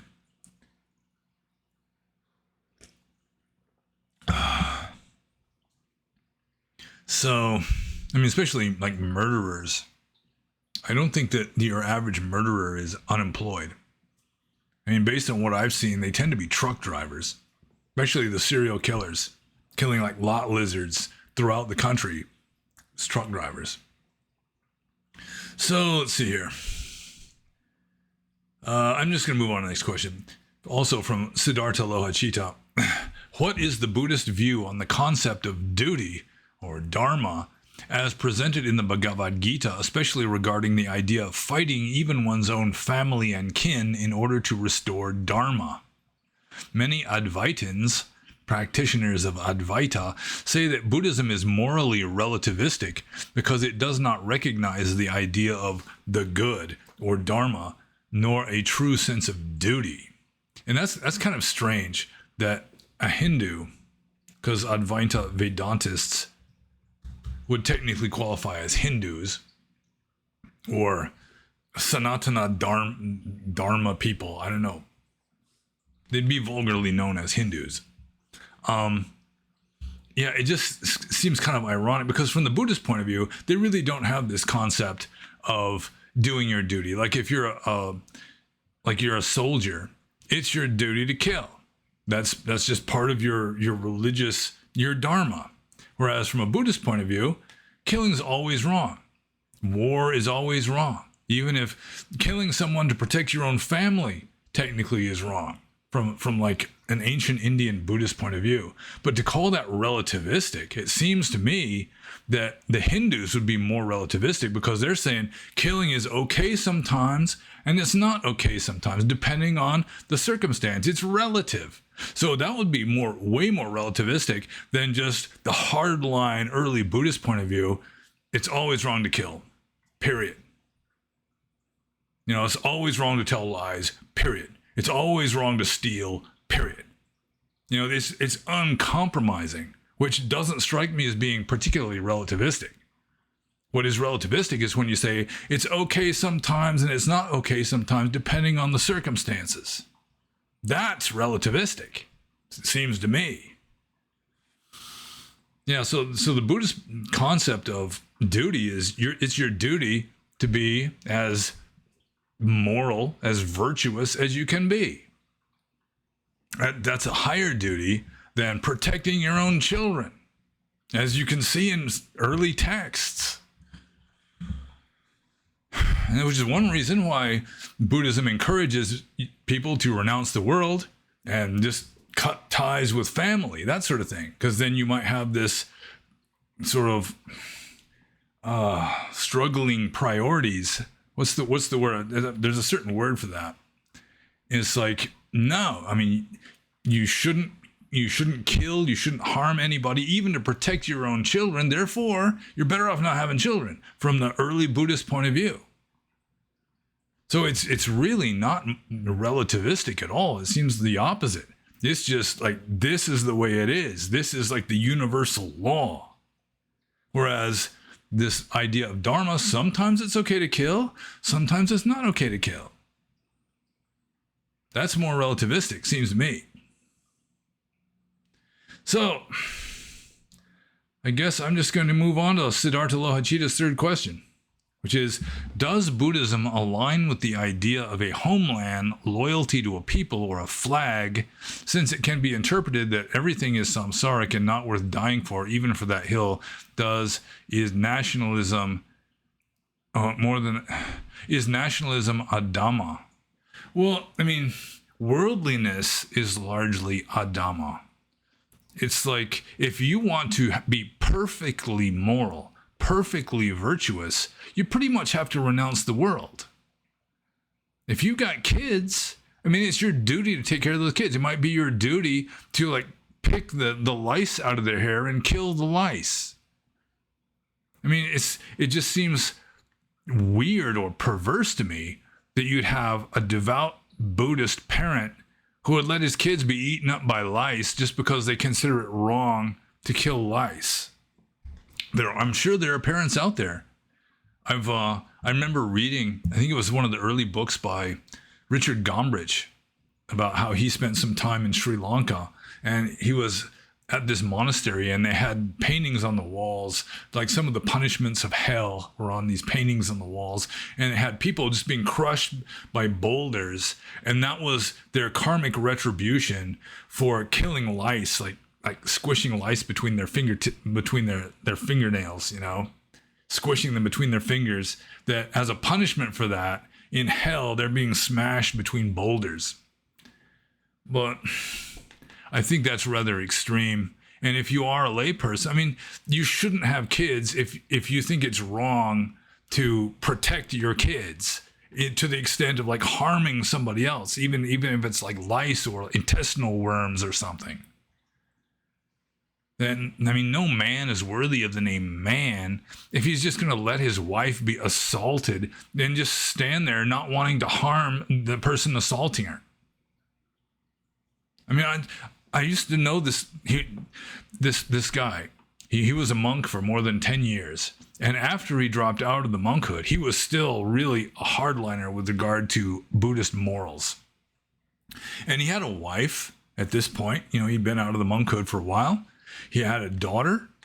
And I was like, what would you do? I mean, he was so completely into keeping the precepts. You know, it's just always wrong. He would never do it. It's like, what happens if somebody is like assaulting your wife or your daughter? And he actually answered, it'd be their karma. And like, what kind of a man would be that way? I mean, he should be in robes. He should be living under a tree. He shouldn't have a family. So, getting back to the actual question, does Buddhism align with the idea of a homeland, loyalty to a people, or a flag? No, really it doesn't. You're supposed to renounce the world. If you are really serious about becoming enlightened, according to early Indian Buddhism, you renounce society. You renounce country, family, flag, all of it. It's all just distractions. It's all samsaric, wallowing in samsara, keeping you from becoming enlightened. You renounce all that shit and you go out into a forest and live under a tree. Amen.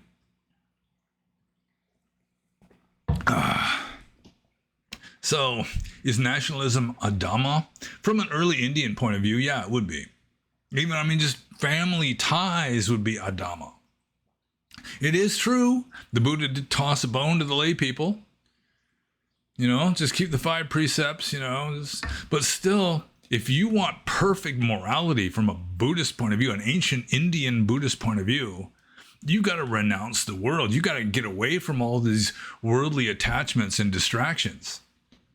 Go off and wander alone like the horn of the rhinoceros. Live under a tree. Wear rags and beg silently for your food in the streets and have no money. It's just, if you're going to be a saint, that's what you have to do. Otherwise, you're going to be in the shade of gray zone.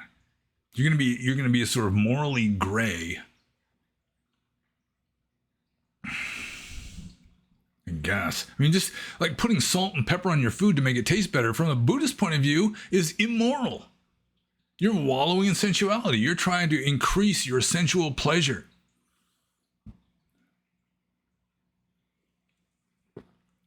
So, if you really take that seriously, if you think that is the truth, best thing for you to do is renounce the world.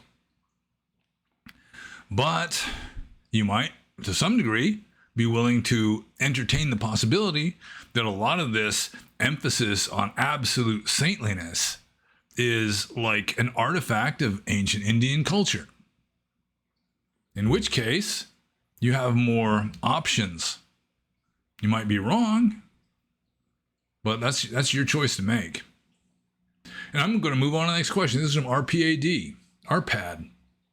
And RPAD says, can music be used beneficially in meditation, or is it wallowing in sense data? Well, from the Buddhist point of view, it's wallowing in wallowing in pleasures of the senses.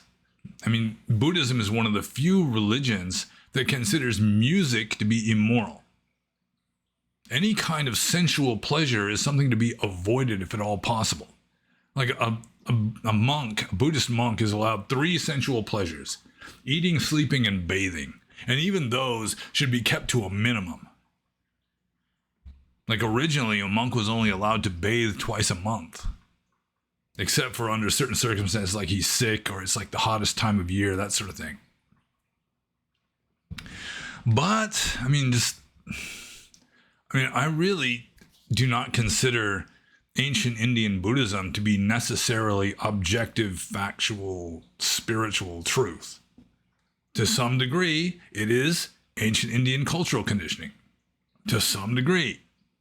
So personally, I think some kinds of music, if you're going to be meditating and you want to put some music on in the background, it could be a kind of white noise for starters. Let's say there's all this noise outside the house, outside the apartment or whatever, and just having just sort of like this soothing drone masking it to some degree. I mean, that's doable, I suppose. You'd want music that doesn't have any lyrics. You know, you don't want somebody singing when you're trying to meditate. And you'd want something that is very mellow, very subtle. Like some new age kind of music, or some like Indian kind of music, that kind of thing. Just very subtle, just like this droning, you know, just not much going on in the music. The more complicated it is, and especially if there's lyrics, then it's going to distract you from getting very deep in your meditation, unless you can somehow just tune it out, in which case there's no point in having it in the first place. Personally, I never really could relate to listening to music to calm myself. If I wanted to be calm, silence works best, if at all possible.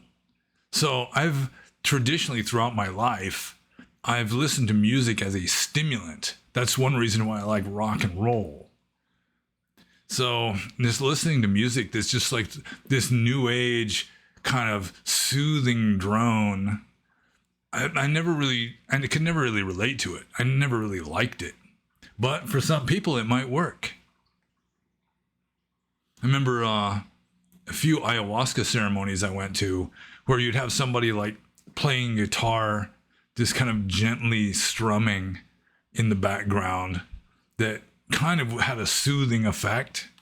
You know, it would cause emotionally turning inside out to be not quite so horrible. So I can accept the possibility that under some circumstances, certain kinds of music as a kind of background noise might help you to meditate. I mean, there could be some kinds of music that is like specifically developed to raise your level of consciousness. I think Gurdjieff experimented with this, that he was experimenting with music that could actually put you into a more meditative state. So something like that might work, at least for beginners. But eventually you're going to have to go beyond that. You're going to have to go beyond sense data. So anyways, I'm just going to move on to the next question. This is from CEO of Action, Sipad Zidana. And CEO of Action, Sipad Zidana says, it's hard to understand how karma can work with how we understand the world works. Biologically, any mutation that happens at the DNA levels is equally as valid as any other, but its consequences only become apparent at the final level of when the body and mind are fully built through development. Meanwhile, it seems karma is able to look at this final product and then determine which life you will end up living, but it seems to make more sense that karma would target something more fundamental, like certain gene mutations based on certain karma, or even deeper with certain quantum wave functions being linked to certain karma. How is it possible that karma, which is supposed to be an objective law, is targeting rebirth based on something that is many orders down from the source code of the body, like the DNA, atoms, etc., and instead based on something from a much less fundamental level, like social status, ugliness, and other such things that are downstream values of the living being? It doesn't seem to make any sense, because CEO of Action, Sipad Zidana, is just being like a wanton materialist at this point.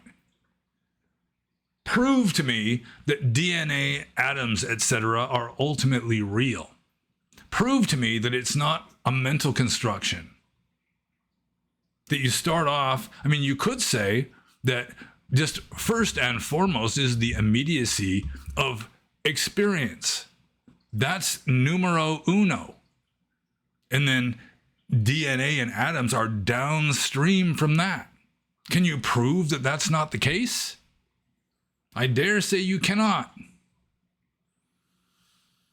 So this is just like wallowing in materialism and then trying to somehow combine like karma with like scientific materialism. Let's combine spirituality with spiritual bankruptcy. It's not going to work very well. Personally, I'm of the opinion that atoms didn't exist until they were hypothesized, that DNA didn't exist until it was hypothesized. then it's retroactively true. I mean, you can find DNA in like the remains of extinct animals that have been dead since before humans existed. But still, the way I interpret how the phenomenal universe works, it's our minds are creating this, and scientific materialism is a very powerful stabilizing force that, I mean, it goes deeper than most mythologies do. It's more comprehensive. And so I'm still of the opinion atoms and DNA did not exist at all until there was some human being to hypothesize them, at least in this world. If you can prove that isn't the case, then yeah, that's fine. I'm going to pull my beard braids sideways. Well, that one almost worked. So let's see here. But another way of looking at it, let's just say that there is there are atoms, there is DNA, but it's like an infinite array of possibilities in like a multiverse, the many worlds hypothesis, and that your karma is just choosing a path, like a virtual path through an infinite array of multidimensional possibilities. That's another way of looking at it, but it's extremely difficult to wrap your head around it. Anyways, I'm just going to move on to the next question. This is from Terzaskaziz. And Terzaskaziz says, what would happen if a bhikkhu committed Sanghadisesa offenses and just didn't confess that? Well, that happens a lot. And let's say a monk, he talks dirty to a woman. That's a Sanghadisesa offense. So if you're going to do the required, let's see, what's the word? Gosh, I'm forgetting words. Oh, there's a certain word for like you're absolving your offense, absolving your guilt. Gosh, it's usually the translation for the word pachitya. But I can sit here racking my brains trying to remember this word that I have like a mental block against. And it doesn't make for very entertaining viewing, I guess. So, absolution, no, that's not the word, is, God, forget it. So, what would happen if a bhikkhu committed Sanghadisesa offense and just didn't confess that? Well, for starters, he's not in good standing if he's got a Sanghadisesa offense that is unconfessed. And every day that he doesn't confess it, when he could have confessed it, if he's all by himself, there's no monks to make confession to, that's one thing. But if he's living in a monastery, surrounded by monks that he can make confession to, he still doesn't confess that offense, then every day he doesn't confess it is one more day of penance he would have to take if he were going to be absolved of this offense. Expiate, that's the word, expiation. So, let's say he commits this offense, he talks dirty to a woman, and then he doesn't confess it for a year. Then finally he decides, well, I should come clean. I should be a conscientious monk. And so I'm going to confess it. He's got to do penance for over a year now. And that's a pain in the ass. Doing like confession for that long, because you've got to be making confession to all the monks at the monastery on a regular basis. You got to follow all these penances. And it becomes so difficult that a monk could just disrobe because of it. I heard this story about this one monk who he somehow realized that he had committed a Sanghadisesa offense like 2 years previously. And so he decided, well, I'm going to have to do penance for 2 years. And he started doing it, and it was such a pain in the ass, he just eventually disrobed. So that's one problem. But another problem is, at the beginning of the Uposatha ceremony, when the Bhikkhu Patimokkha is recited, and in the introduction, like before you actually start reciting the Patimokkha rules, in the preamble, it is stated, any monk here who sits through this in silence, if he's got unconfessed offenses, that is lying. You are guilty of lying if you do not confess your offenses, and you sit here when the monks are asked, is everybody completely pure? Is everybody completely pure? If you sit there, if you're completely pure, remain silent. If you are not, speak out. It just continually happens during the Upasana recitation. So a monk that has committed an offense and knows he has committed an offense, who sits there in silence through the Patimokkha recitation when he's asked over and over again, is the Sangha completely pure? Is everyone completely pure? He's lying, technically. According to the Pali text itself, he is guilty of deception. So, that's digging him even deeper and deeper into a hole also. So, there are monks that just regularly, let's say they masturbate or something on a regular basis and don't confess it. And so, they're kind of, in a way, kind of ruined monks. In a sense, they can still participate when they participate in ceremonies, they're being dishonest. It's kind of tacit lying, just tacit deception. But, there are quite a few monks that do that. Lots of them. It was probably the percentage would be in double digits of monks who actually do that sort of thing. So, yeah, that's what would happen. And I'm just going to move on to Cherzaska's second question. If karma is only his own mental state, and he doesn't feel any guilt after the action, and he was, I assume, happy doing that, like talking dirty to a woman, why not confess? Why not confessing would be bad karmically? So, yeah, well, it's one of the things I've already mentioned. You're being dishonest. Like if you're participating in formal acts of the Sangha and you are not saying anything when you should be confessing, then there is that. Let's see, and being happy. A monk who is committing a Sangha offense, he might be experiencing pleasure, but at the same time, he knows he's breaking a rule. And so, it's not going to be pure happiness. There's going to be some bad karma mixed in. But most of this I've already answered in my answer to the previous question.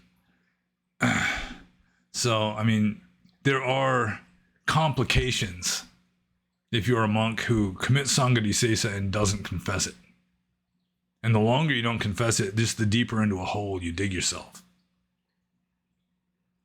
So, I think I'm just going to move on to the next question. Getting back to this one though, it's like, just because you're happy, you experience happiness while doing something wrong.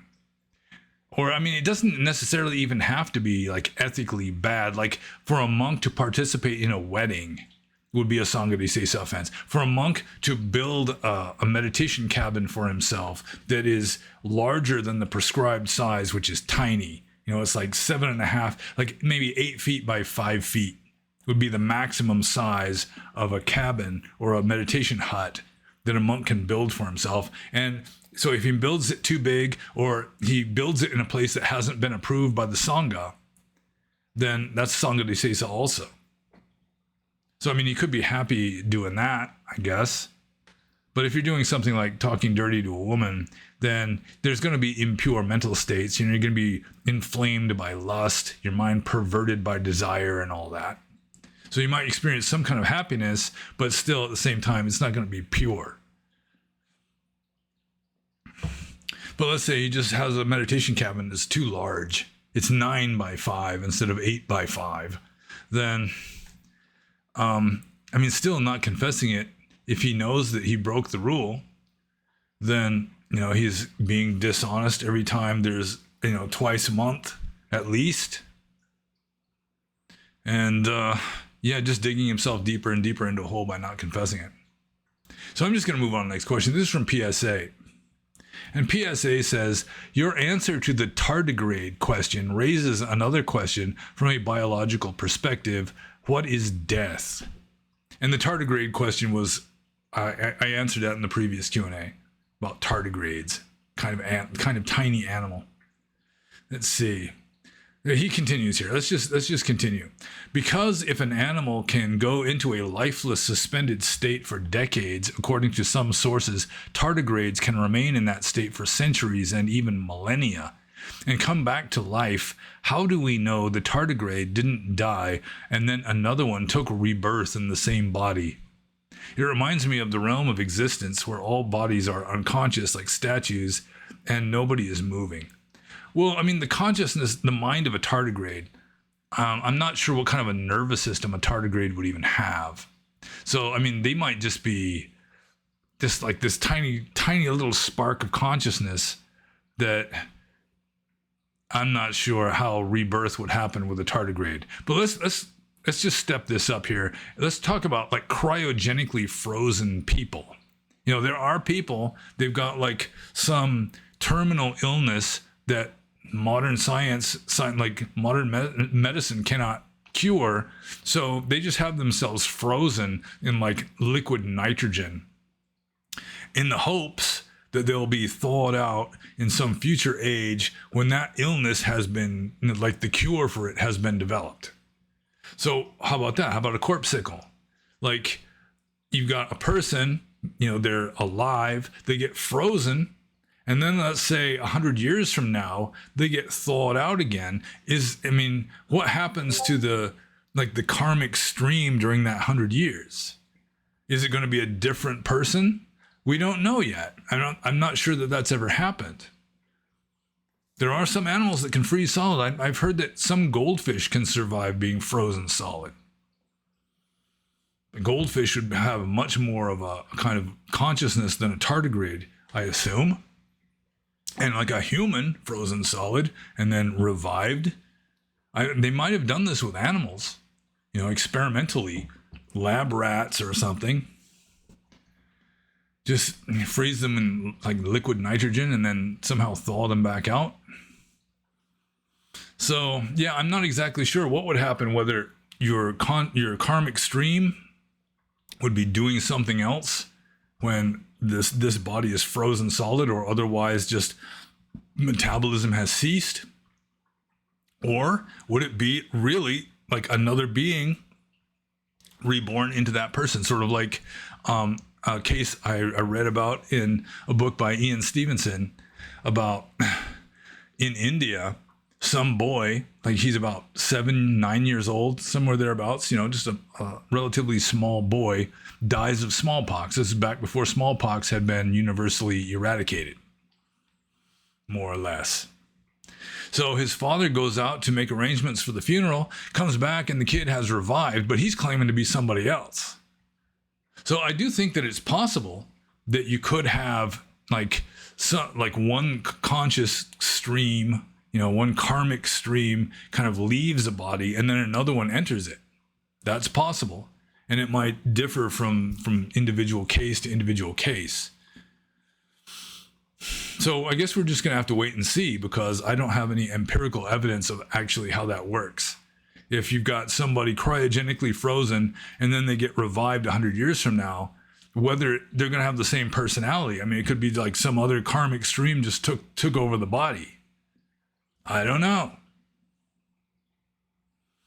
But with tardigrades, I mean, they might be so simple that one tardigrade stream of consciousness is pretty much the same as any other tardigrade stream of consciousness, assuming they even have a stream of consciousness. So, let's see here. Oh, I guess I didn't even answer the question, though. The question here is, from a biological perspective, what is death? And I mean, you could say that death is just the ceasing of metabolic processes, or respiration is the main metabolic process, I think, of life. Not respiration in the sense of breathing, but respiration in the sense of taking a molecule, usually glucose, and breaking it down and like generating energy through turning ADP into ATP, which can then be used as a way of like fueling the processes of life. You know, in a way, it's sort of like chemical reactions simulating fire, but the heat is given off in little increments. that can then be captured and used in biochemical processes. So, I mean, that could be death, where just respiration has stopped by something freezing solid. But, I mean, if there's still the potential of it still going, then it could be that death is just where it's just broken and can't possibly, like, be revived, that kind of thing. But, yeah, I think it would depend. I assume there'd be more than one way of defining death, even from a biological perspective. I mean, one would just be that metabolic processes have ceased. Or, I mean, still, I mean, after a person dies, it's like their bone marrow stays alive for days afterwards. So it wouldn't just be that. It would be like death in that case would be where the body is no longer functional. It's like some parts of it might still work, but it just won't run anymore. So like a car, you know, it's like the headlights might still work, but the engine won't start, that kind of thing. So it's kind of an interesting question. I never really thought about it much. Like, what would qualify for a biologist saying that animal is dead? I mean, they might not say that an animal that's frozen solid is dead if it was alive and it was frozen solid in a certain way where it had the potential of remaining alive after it was thawed out. A biologist might not go so far as to say that a dehydrated tardigrade in suspended animation is dead, or like a resurrection plant. There's certain plants. It's a primitive kind of a moss-like plant.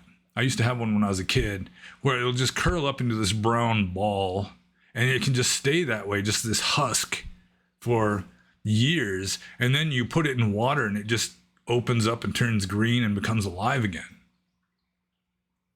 But would a biologist call that dead?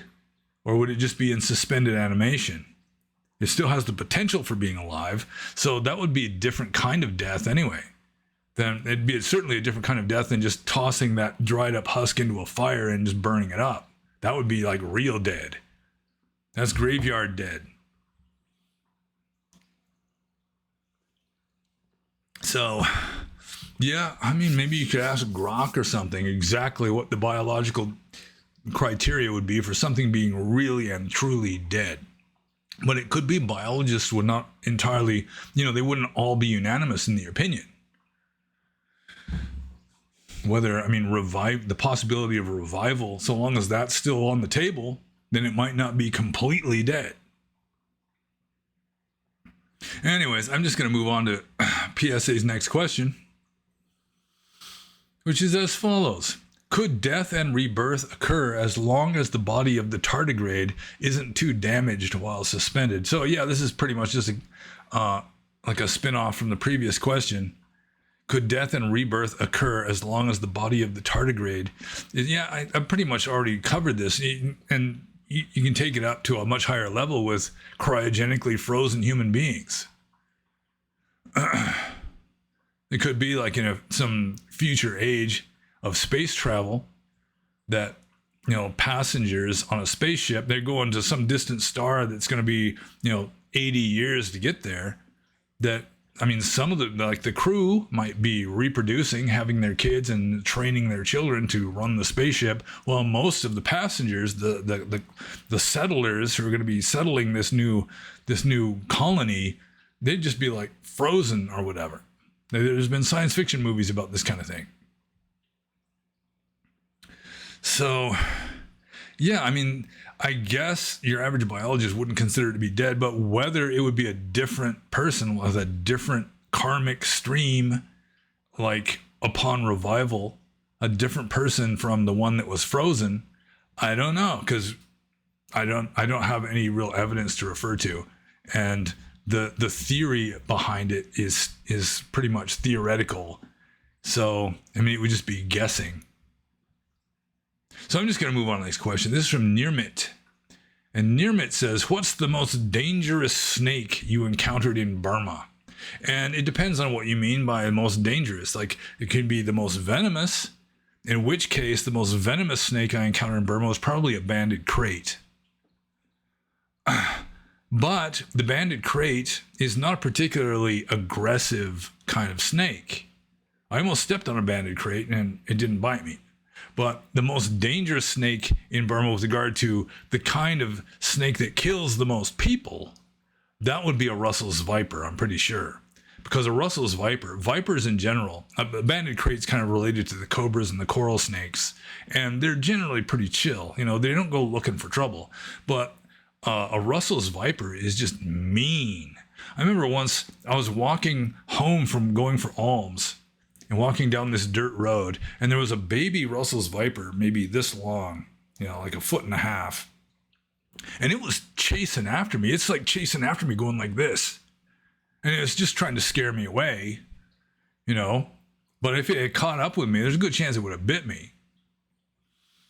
So the most dangerous snake in Burma is the Russell's viper, I'm pretty sure, because they're just mean. They're more likely to bite than more venomous snakes, where your chances of dying if you get bitten are higher, but the chances of being bitten are lower.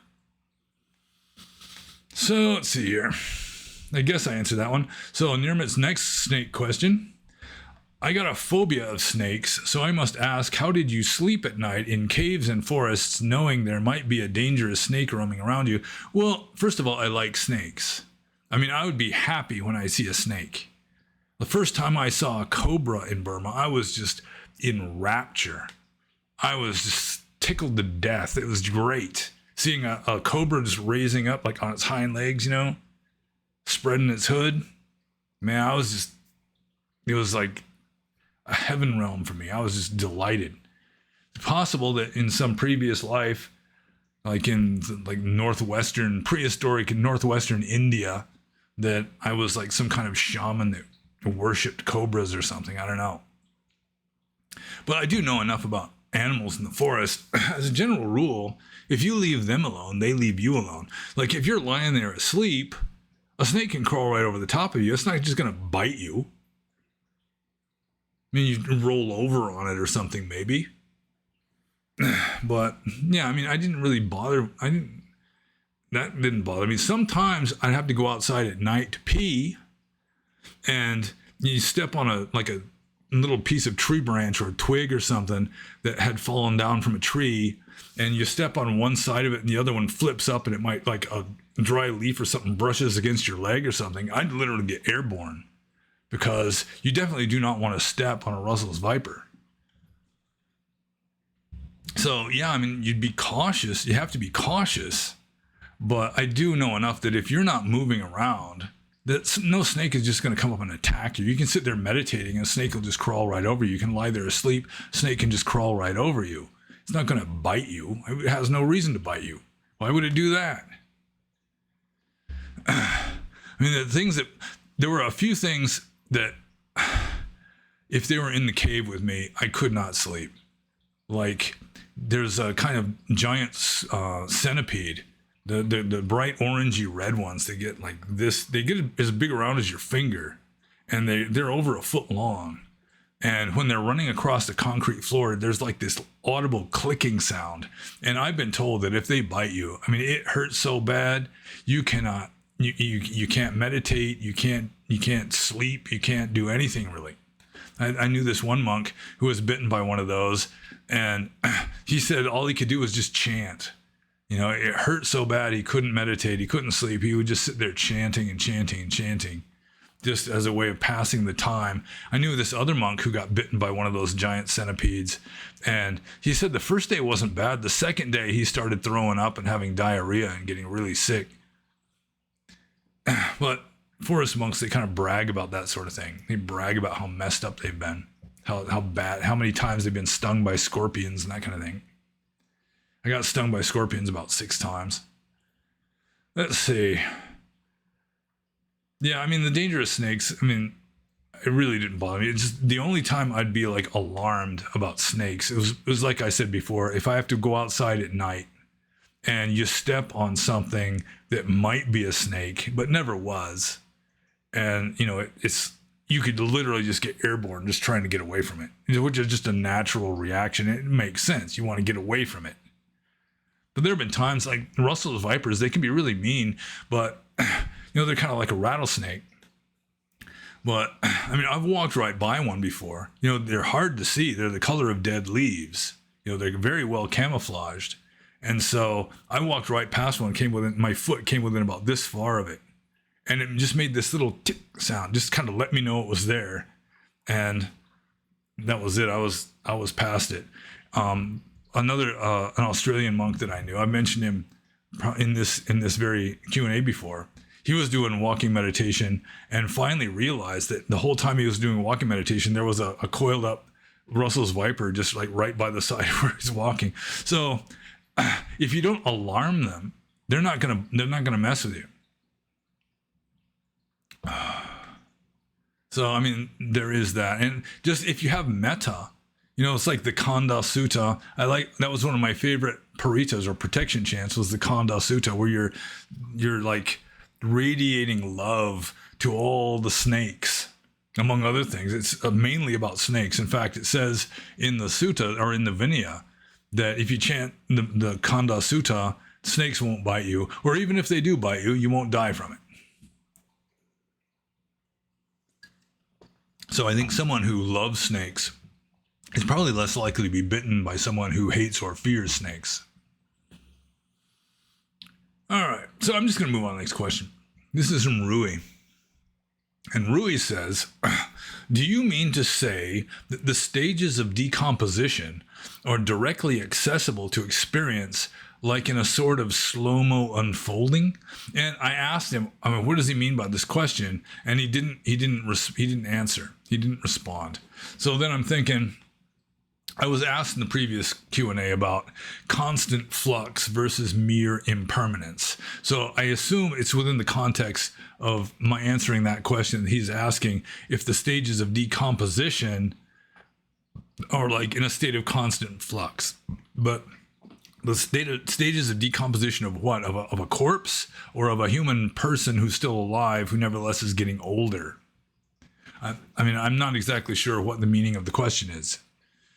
So, I mean, with regard to someone who's getting older, yeah, I don't think that you are in a state of constant, continuous decomposition or like increasing decrepitude.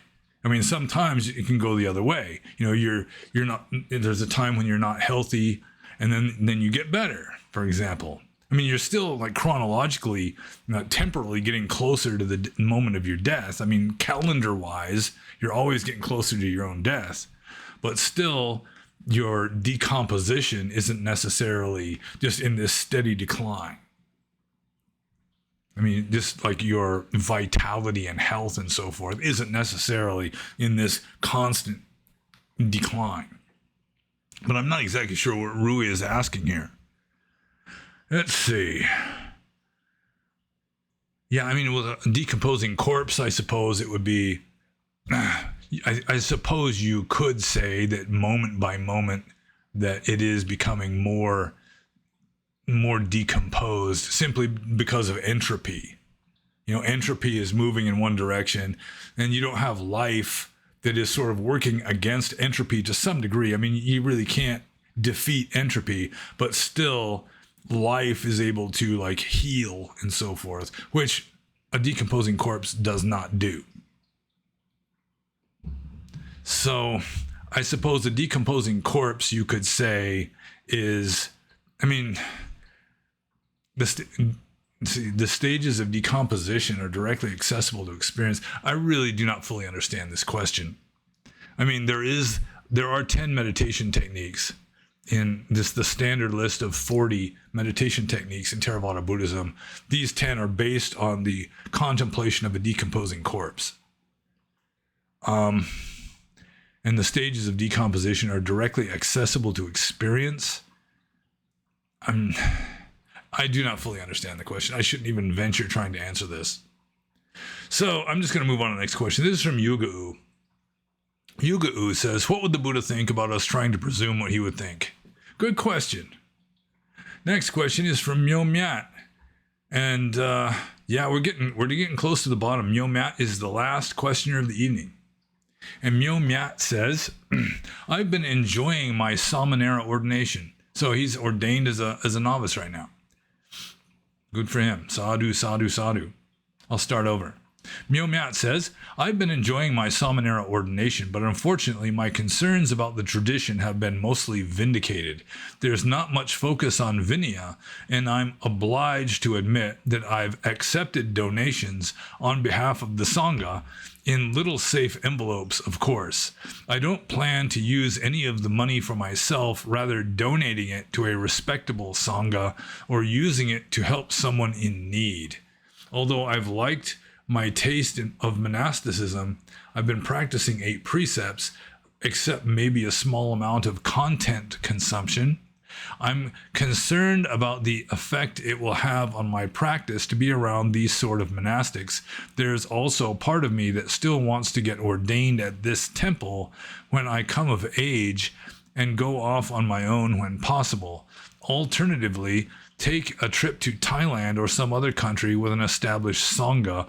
If you were in my position, what would be your course of action? Well, I would not ordain permanently at a monastery that I knew had unconscientious monks who are not serious practitioners. Definitely, you need to find a place where there are people, monks there that you would want to emulate. You'd want to be like them, that they'd be wiser than you and be able to help you to become enlightened. And a lax monastery, like most monasteries are, most Asian ones, I should say. I mean, it's like mainly I'm familiar with Burmese monks and Western monks. A little bit of Thai monks, a little bit of Sri Lankan monks, but I have more experience with Burmese monks and Western monks. And Burmese monks, maybe 2% of them are really trying to follow the rules conscientiously. With regard to Western monks, it might be half. So it's way better than 2%. 50% of conscientious monks is way better than 2% of conscientious monks.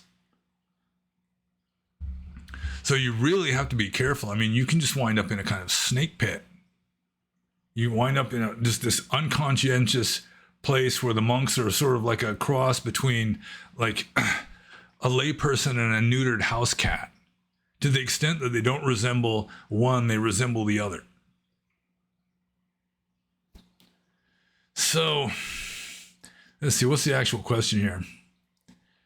Wants to get ordained at this temple? Yeah, If you know that they're not practicing correctly, then you're probably better off undergoing a certain amount of inconvenience, finding someplace farther away, possibly even in another country, where the monks are conscientiously practicing, trying to follow the rules and cultivate their mind and get as wise as possible. So, yeah, the thing about the little envelopes, I can relate to that. In Burma, I mean, they know that monks handling money is not entirely kosher, even though like the number one monk in the country, the Sangha Mahanayaka Sayadaw, handles money, that at least he did at one point. I mean, they might have a different one by now. I don't know. But I mean, some of the most famous monks in the country are handling money, even demanding money, charging, exorbitant fees to give Dhamma talks and so forth. So a lot of people don't even know that it's against the rules for a monk to handle money. Some Burmese people don't even know it's against the rules for a monk to handle women. But still, they have euphemisms for money handled by monks. It's called nawakama, which it means like new works. So it's like this money is nawakama. It's new works for you to build a new meditation cabin or something like that. But it's kind of euphemism. And when people are using euphemisms, like gender affirming care, instead of just flat out saying what it is, then you know that they know deep down there's something not entirely legit about it. So, see, if you were in my position, what would be your course of action? I'd be looking around for a stricter monastery.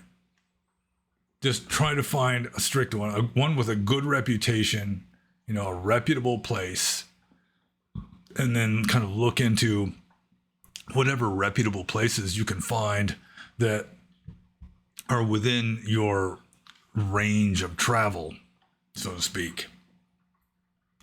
And so I'm just going to move on to the next question, which is the very last question.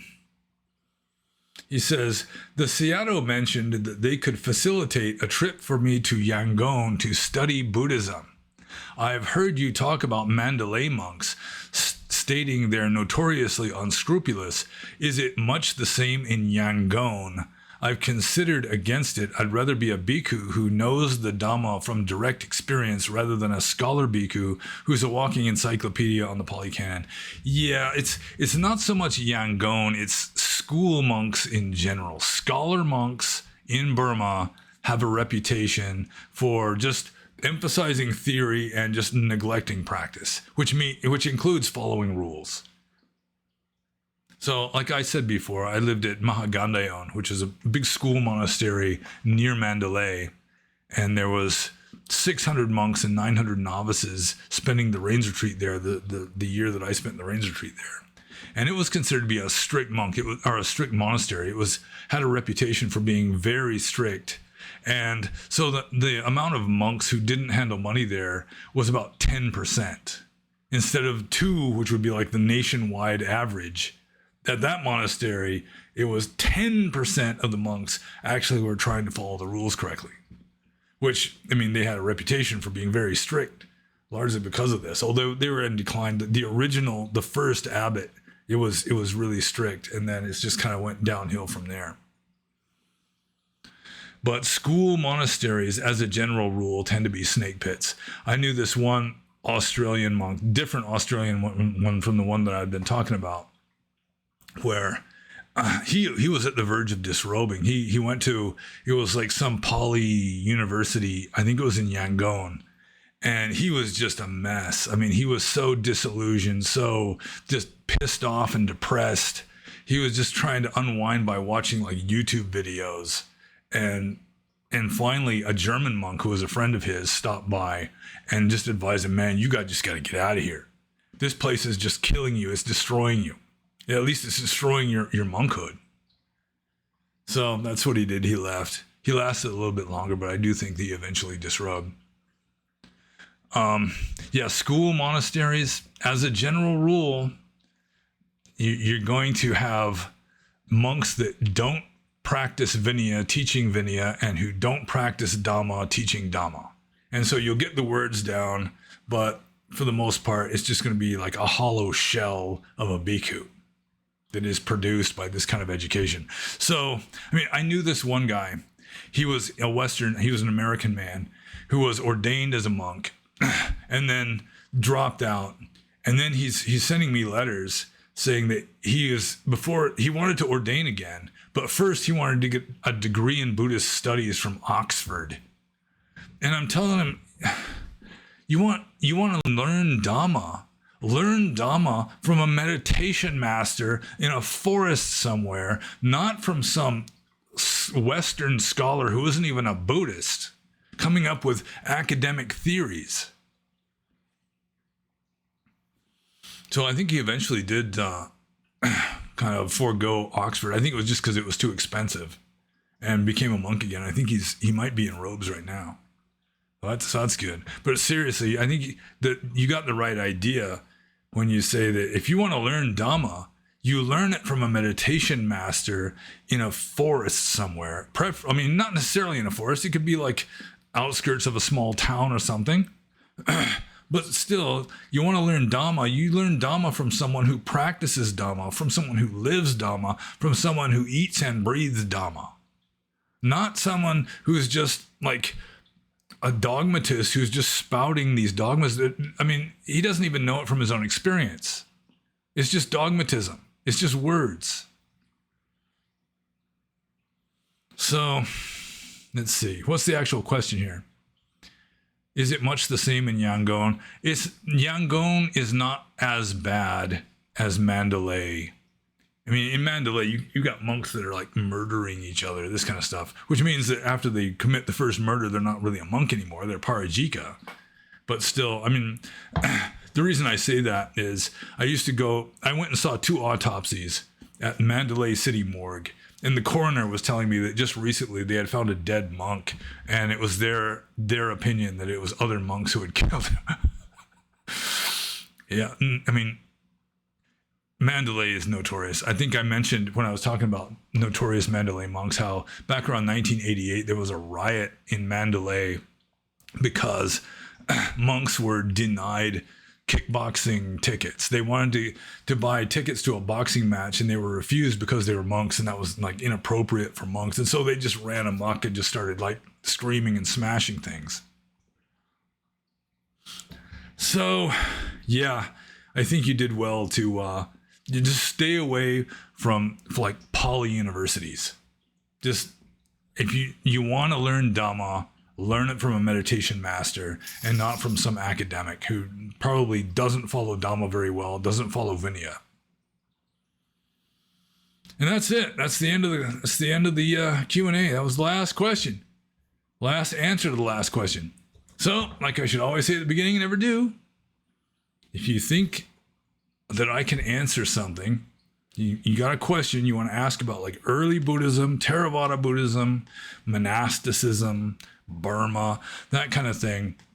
Or, I mean, those would be more my field of expertise. The farther you get away from that, into like Mahayana Buddhism or Hinduism or Western philosophy, that kind of thing, then the chances I'll be able to answer intelligently goes down somewhat.